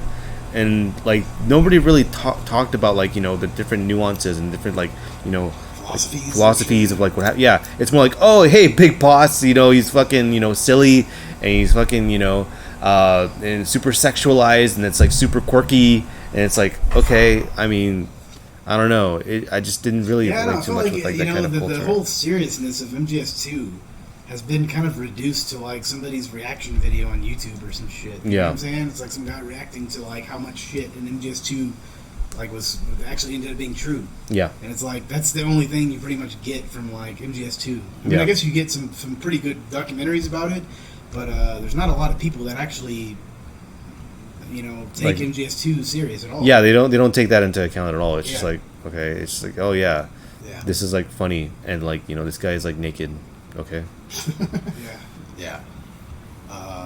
Yeah, I mean MGS2, even though it was like, I feel like, in hindsight, I used to like MGS2 more than MGS1, but in hindsight now, I think I like MGS1 like a lot more actually. Because it's more like self-contained. And... It's just fucking better in almost every way. Okay. I don't know, like The graphics. I mean, yeah, it's just like I feel like the music The was gameplay? better, huh? The gameplay? I feel like if they were to have properly gone back and made the Twin Snakes actually like a little bit more like true to MGS1, Yeah. and not like taken like a lot of freaking creative liberties, that it actually would have been better than MGS2 for the time. But they fucking screwed that shit up big time, like they just took everything that was like kind of. See, this is the problem with Twin Snakes, is that they took like a lot of those big budget ideas from like MGS2 and the following games, and just implemented those into like MGS1, and tried to make it like a freaking like almost bigger than it kind of should have been. I feel like like the cutscenes, the way they play out, like it's just perfect for MGS1. Oh my god, the fucking they upped the fucking quirkiness. Up to fucking like they put that shit on steroids in Twin Snakes, dude. Oh, yeah, dude. That's Holy what I'm saying. fuck, it's like, dude! Like they just basically took the seriousness of it out completely. Yeah.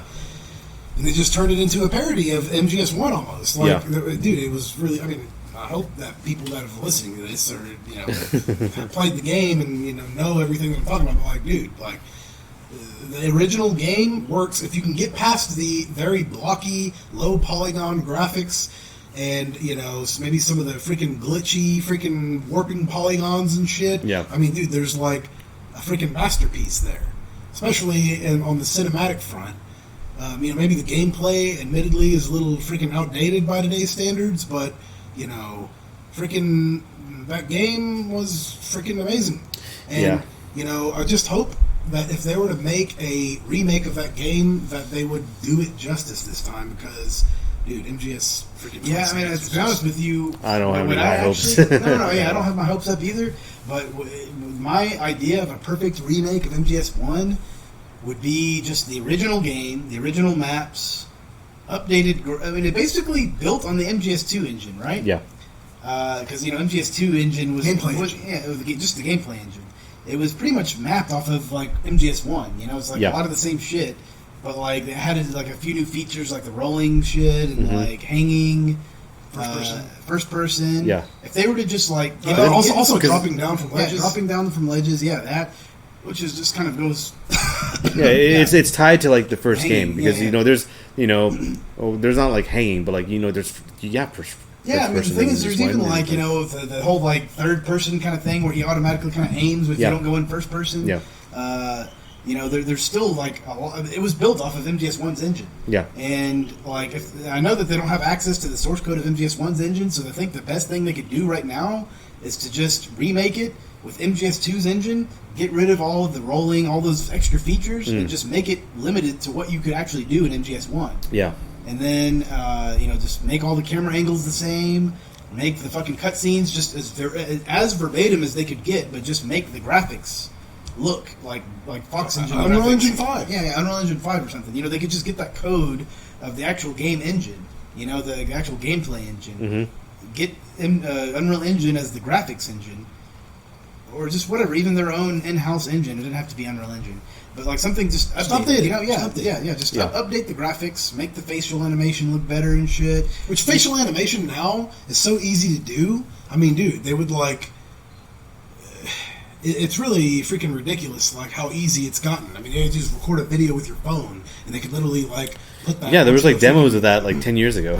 Yeah, and it's pretty sophisticated now for sure. And it's like, dude, there's like no reason why they couldn't make a bomb ass freaking MGS1 remake. Yeah, yeah, just this sticking as close to the original as possible. Yeah, even just like make the music updated, but keep it literally the same tone and everything from the original. Yeah. Kind of like what they did with Rex's Lair and MGS4. Yeah, they just do that. All they did was really just kind of like enhance the instruments and just but they kept that core like soul of that song. Like they kept it like So like because like I mean it's great to sort of like so I started listening to the music of the Final Fantasy VII remake, and it's like fucking awesome. A lot of it is like really fucking well done. Yeah. But I do find sometimes that it was maybe like sometimes a little bit like overproduced. Like they'll like the boss theme for like for Final Fantasy VII, right? I mean, obviously, you guys know how it goes. Yeah. So like, it was really cool whenever you're like playing the game and everything, but like they just kind of make it a little bit too like extra. Too loud. Not loud, but like I mean, like they add so much Too many notes, and they add so much extra shit to it. They add like a different, like, you know, there's like a suspenseful version, you know, part of it. Then there's like a, you know, really bombastic version, you know, part of it, and then it's like it's got different like slows down a little bit, and then yeah. And then there's like the suspenseful, and then like, but it's like, okay, I'm listening to this. It's like they're doing a little bit too much. It's impressive. I remember one thing I liked about MGS5 Yeah. is actually how simplistic the fucking alert mode music was. Yeah. I remember when we were playing, I remember we were telling you, oh, dude, the music in this game, it's like fucking good. I remember kind of like thinking about what I just said. I was like, man, it's actually like really basic. Yeah. It's like... Kind of like Terminator 2. Yeah, it almost sounds like Terminator 2 or something. Like, Yeah. it's just like very freaking... Ominous, just fucking, but suspenseful. Just what Yeah. you need. Doesn't have to be fucking anything crazy, but that's the thing. Like, you know, fucking, just don't make the music in MGS1 remake any more Yeah. than what it already is. Don't go in there and start adding, you know, fucking some like, you know, that's what they did with Twin Snakes. Start adding these drum beats and shit to it. I'm like, what the fuck? This is like completely takes away the mood that they established with the first one and shit. Like, this is dumb. Like. Yeah, Absolutely. Like, it was just like they, like, it's one thing to sort of like make something and just kind of like, you know, kind of, I guess, like enhance it, but then you can kind of go overboard and just like, where it's like, it's not even what it, like what was really appealing about it in the original in the first place. It's just kind of lost because you added so much stuff to it that it's like, what the fuck. Yeah. So like, yeah. Well, Yeah, they fucked that game up. I don't know what they did with the music in that game. They must have fucking outsourced somebody in Canada or something. I was just like, hey, just make this music. Just don't even fucking reference the original music. Just here's the stages. Make your own music. It's like, okay. Yeah. Like, just Man, dude, Twin Snakes was a fucking botched ass remake. dude, probably one of the most botched remakes ever. It's probably especially one of for as high caliber as it was. Yeah. it's probably one of the reasons why, like, you know, fucking I just didn't connect with like the fandom. Is like there's a lot of people that were like post like yeah, I'm gonna just fucking go ahead and say it. Twin Snakes is like objectively like just like a better game than the original. It's like all right, dude. I think I'm out of here, dude. I'm not. I can't connect with this fucking community at all. I gotta go. Yeah, dude. I remember, I don't know if I showed you a video on YouTube that I was watching, and it was like maybe a year or two ago, and it was just this guy's freaking analysis on like Twin Snakes versus the original. Remember that, Brian? I think he was actually like making extremely good points at the first 90% of the video, and then it got to the end, and then he just freaking started talking about how much fucking better Twin Snakes was. I was like, what the fuck? Yeah, I remember that. And I was like, oh, The only reason why you it might was even like an prefer the hour-long original. video too. So you're like watching like 50 minutes. And it's oh man, this is a good ass video. Yeah. And then it gets to the fucking part where he's talking about like his final analysis. And he's like, what? Yeah, like if you prefer the original, it's just nostalgia glasses. It's just nostalgia. It's like Yeah, dude.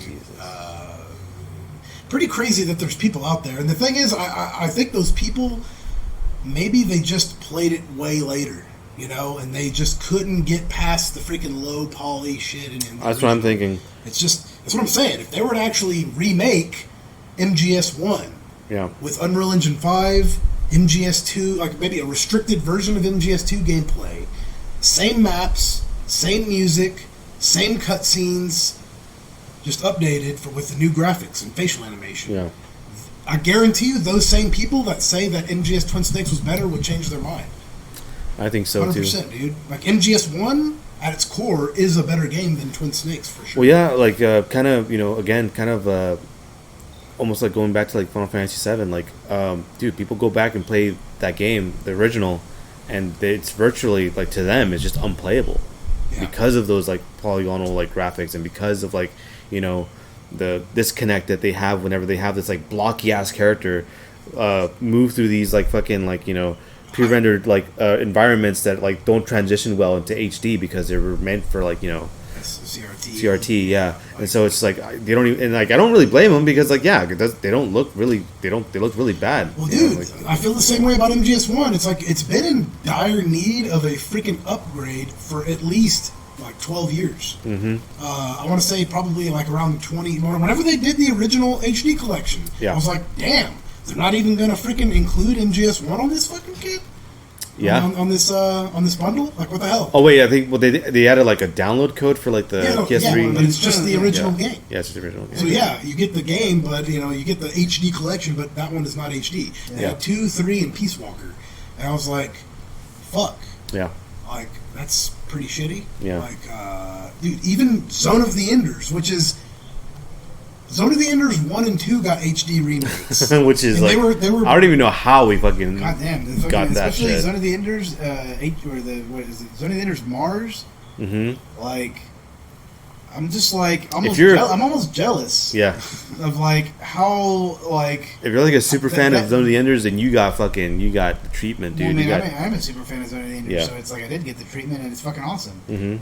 But I'm just like, how the fuck did Zone of the Enders get this kind of remake treatment or remaster treatment, but MGS 2 and 3 have not? MGS1, dude. Even MGS 2 and 3 don't have as Oh, good yeah, of I a know. remake treatment Yeah, as Zone of the Enders. Yeah. It just baffles me. I'm like, what the fuck, Konami? Like, you can't fucking just like do a new fucking like PS5 HD remaster? it almost feels like they like owed somebody a favor or something. Yeah, no, Like- it's like they should just like do literally like a 4K remaster instead of the HD. It's like instead Yeah. of the HD collection, Dude, it's a they 4K collection. They literally went in and they like added way more polygons to Jehudi. They added all these new like real time reflections, motion blur, fucking 4K, 60 frames per second, and the VR. And a new fucking and in VR.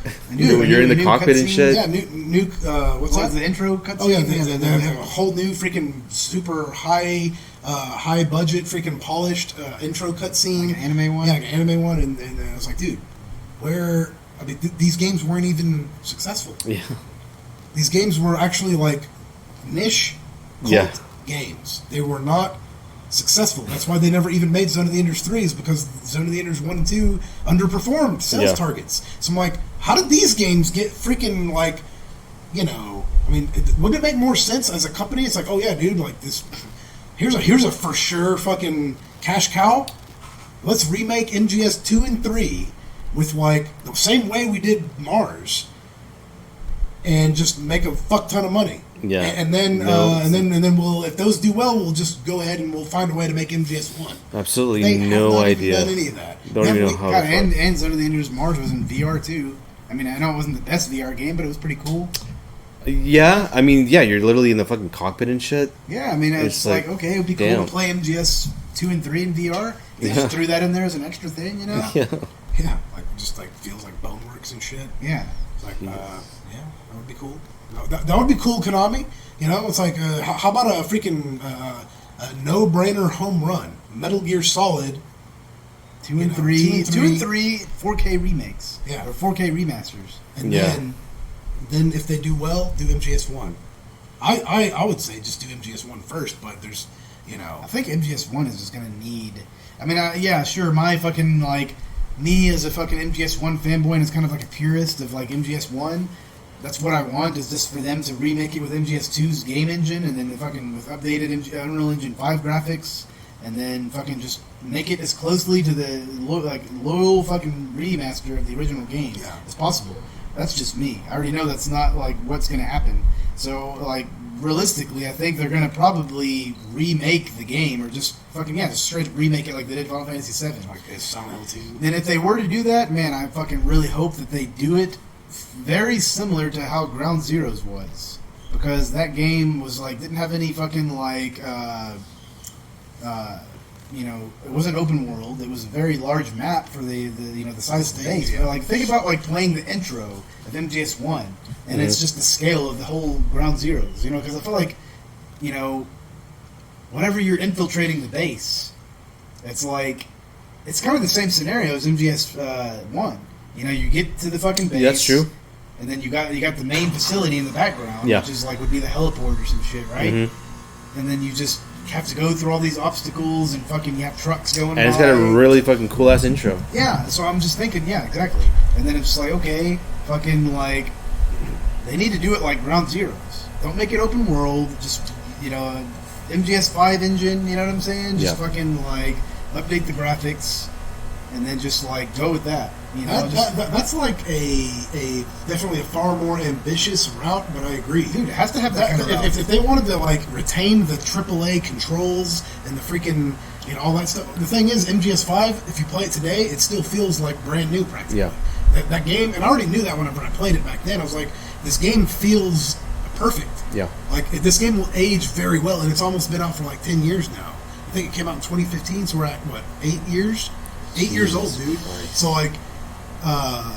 MGS5, like literally still feeling fresh even for today's standards. Yeah. 8 years later, it's pretty freaking, indicative of like how well that game's gameplay really was. Oh, for sure. And they could just straight up just make just reskin it with MGS1 maps. Yeah. And just maybe increase the scale of the maps a little bit. Well, it's basically kind of like what the Resident Evil 4 remake did. Like, with the original, you go through different environments and you just kind of like, there's like a loading screen, right? That's just what we're used to. I was just kind of blown away how seamless it is to just kind of like, go through like one environment and then just kind of like, he literally just like opening the door and he's walking through and it's like, you're just going into the next area, literally, seamlessly.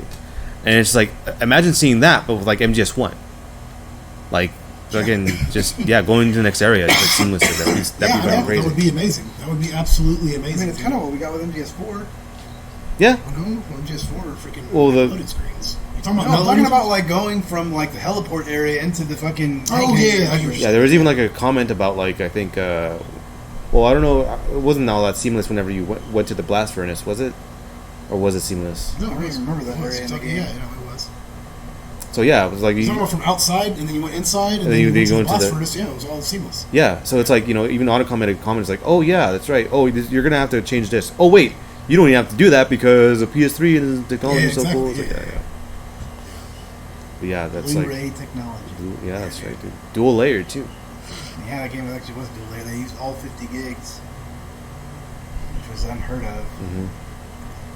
Yeah. I don't know, man. They got their work cut out for them for a Metal Gear remake, dude. But That's why I'm saying I feel like the most realistic thing to actually like keep it Kojima's vision is to just remaster the original as closely as they can. Yeah. The thing is, even if it's MGS2 gameplay, dude, just like,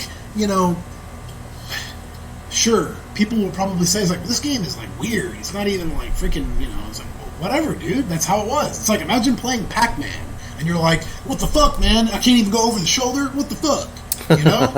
It's like, dude, Yeah. this is a freaking old game. Yeah. It's freaking 25 years old.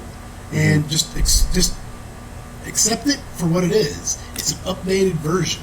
It has badass graphics, and it's just like, it's still a good game. It was a good game then. It's a good game now. Just freaking. I feel like there is something to be said, kind of going back to like the fixed camera angle. I feel like that should. I really want that to kind of make it like a sort of a comeback somehow.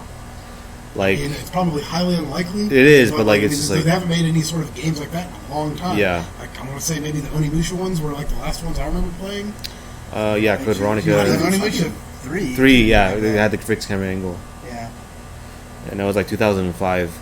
But it's like, dude, there's gotta be some way to introduce it where it's like, okay, yeah, you could go over the shoulder, but like this looks like way better. Yeah. But like, obviously that's like a really tricky thing to be able to do. Yeah, dude. I don't know.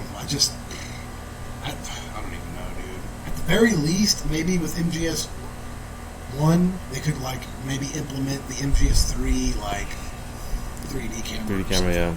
But like, maybe they can update it some way. But like, dude, at that point, see, if you start getting into that territory, then you're going to run into the same problems with that you did with Twin Snakes, because with Twin Snakes, they implemented MGS 2 verbatim. Yeah. So then you could like skip entire areas of the game without even having to do shit. Like whenever you get into the tank hangar, you can just drop down to the bottom and then run across. Yeah. You don't even have to avoid the cameras. You don't have to freaking go through some of the freaking areas up there where you can get new items. Yeah. You can just bypass everything. And Which is with like- Ocelot, you can just go into first person, and dude, it makes the game way too easy. Like That's the thing. It's like, a that's fun what I'm saying. experiment. The game Yeah, was yeah. literally designed. The maps were designed, and the guard paths were designed for MGS1's control scheme in mind. Yeah. And the limited freaking features of the gameplay. Mm-hmm. Like, that's why whenever, even just one game later, where they implemented those features into this game and it made it unplayable practically. Yeah. So, like, imagine now, you freaking bring in, like, fucking all these first-person freaking or over-the-shoulder mechanics, and, that's why whenever you revisited Shadow Moses in MGS4, they literally had new enemies. They had their freaking little other geckos and their little drone, the sphere robots and shit. Yeah. They had hordes of those. They literally, changed it to where it worked with the new control schemes. Yeah. And, but if you were to go back and just like, oh yeah, there's a guard, let me just pop them from like way over here. Wait, well, before I even have to did the worry. guards have the same, the same vision cone, or could they? It's not even necessarily about the vision cone. It's about being in the vicinity of them whenever you get to that point. So, like, say if you just get to the tank hangar, right? Yeah. And this is what I would do in MGS Twin Snakes. I'd just be like, oh, okay, I can just, here I am. I'm literally at an elevated position. Let me just shoot the guards. And I'm going to drop down and just go to the fucking elevator. Yeah. It's like, literally takes the entire fun out of the It's entire like, thing. you could say that you could shoot him with the PSG-1, but it didn't have a silencer on it. So Yeah. it would automatically alert the guards if you try to shoot somebody, like, from afar. And that was Just to that shoot was the the But I game. wonder You if literally just- if the guards had that same, like, if they had the same MGS2 AI where like they had like such limited vision. Maybe if they had like the MGS5 sort of like thing, like they that shit's just like totally gone. If they see you, they see you. Doesn't matter how far you are, or which elevation you're at. Yeah. It's like maybe it could be a little bit different, like because like yeah, you don't because like with the technology that they had with like the PS1, you had to like they had to like let you know about the vision cones and like be able to like navigate through that. Well, even with MGS2 and 3, well, not 3, but 2, they had that. Yeah. Vision cones. I mean, it was still a fucking huge thing in MGS2. Yeah.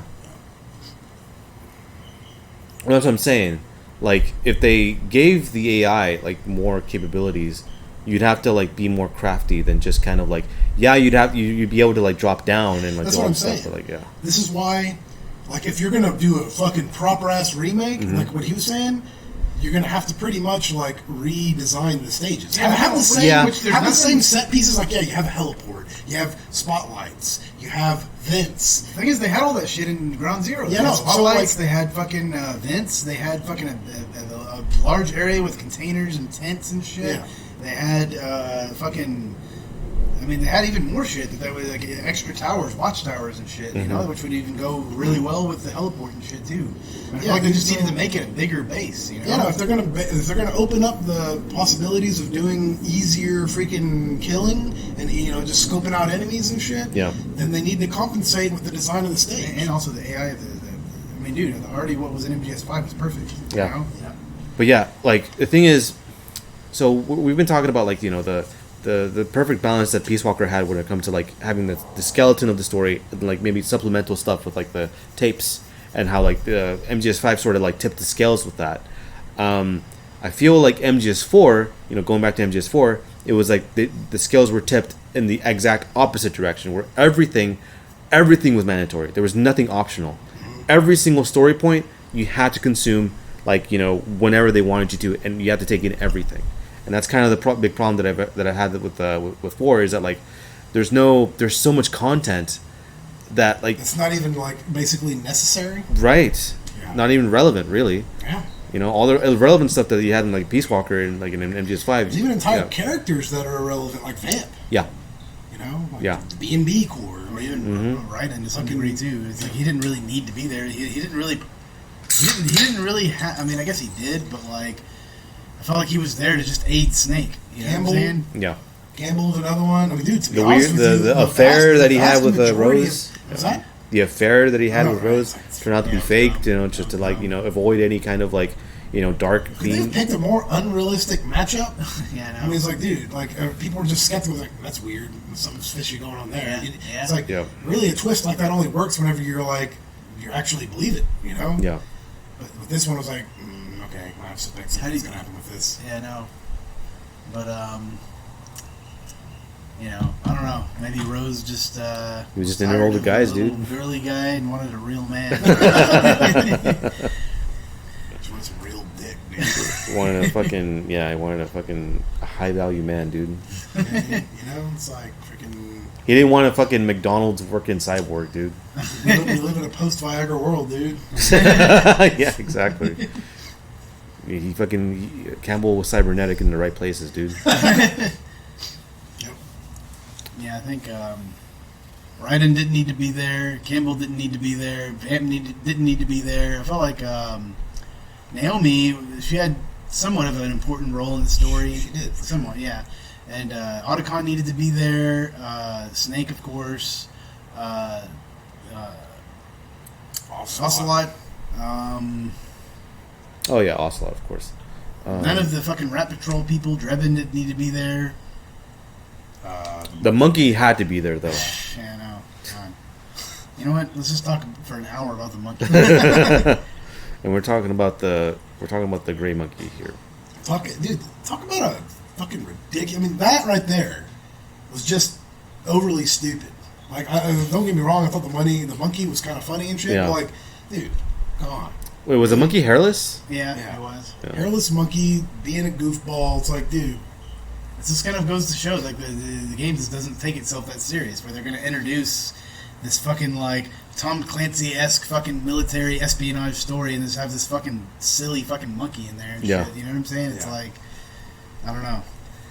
It's just ridiculous. I feel like it's just something that you cannot take serious at all. Yeah. Yeah, I know.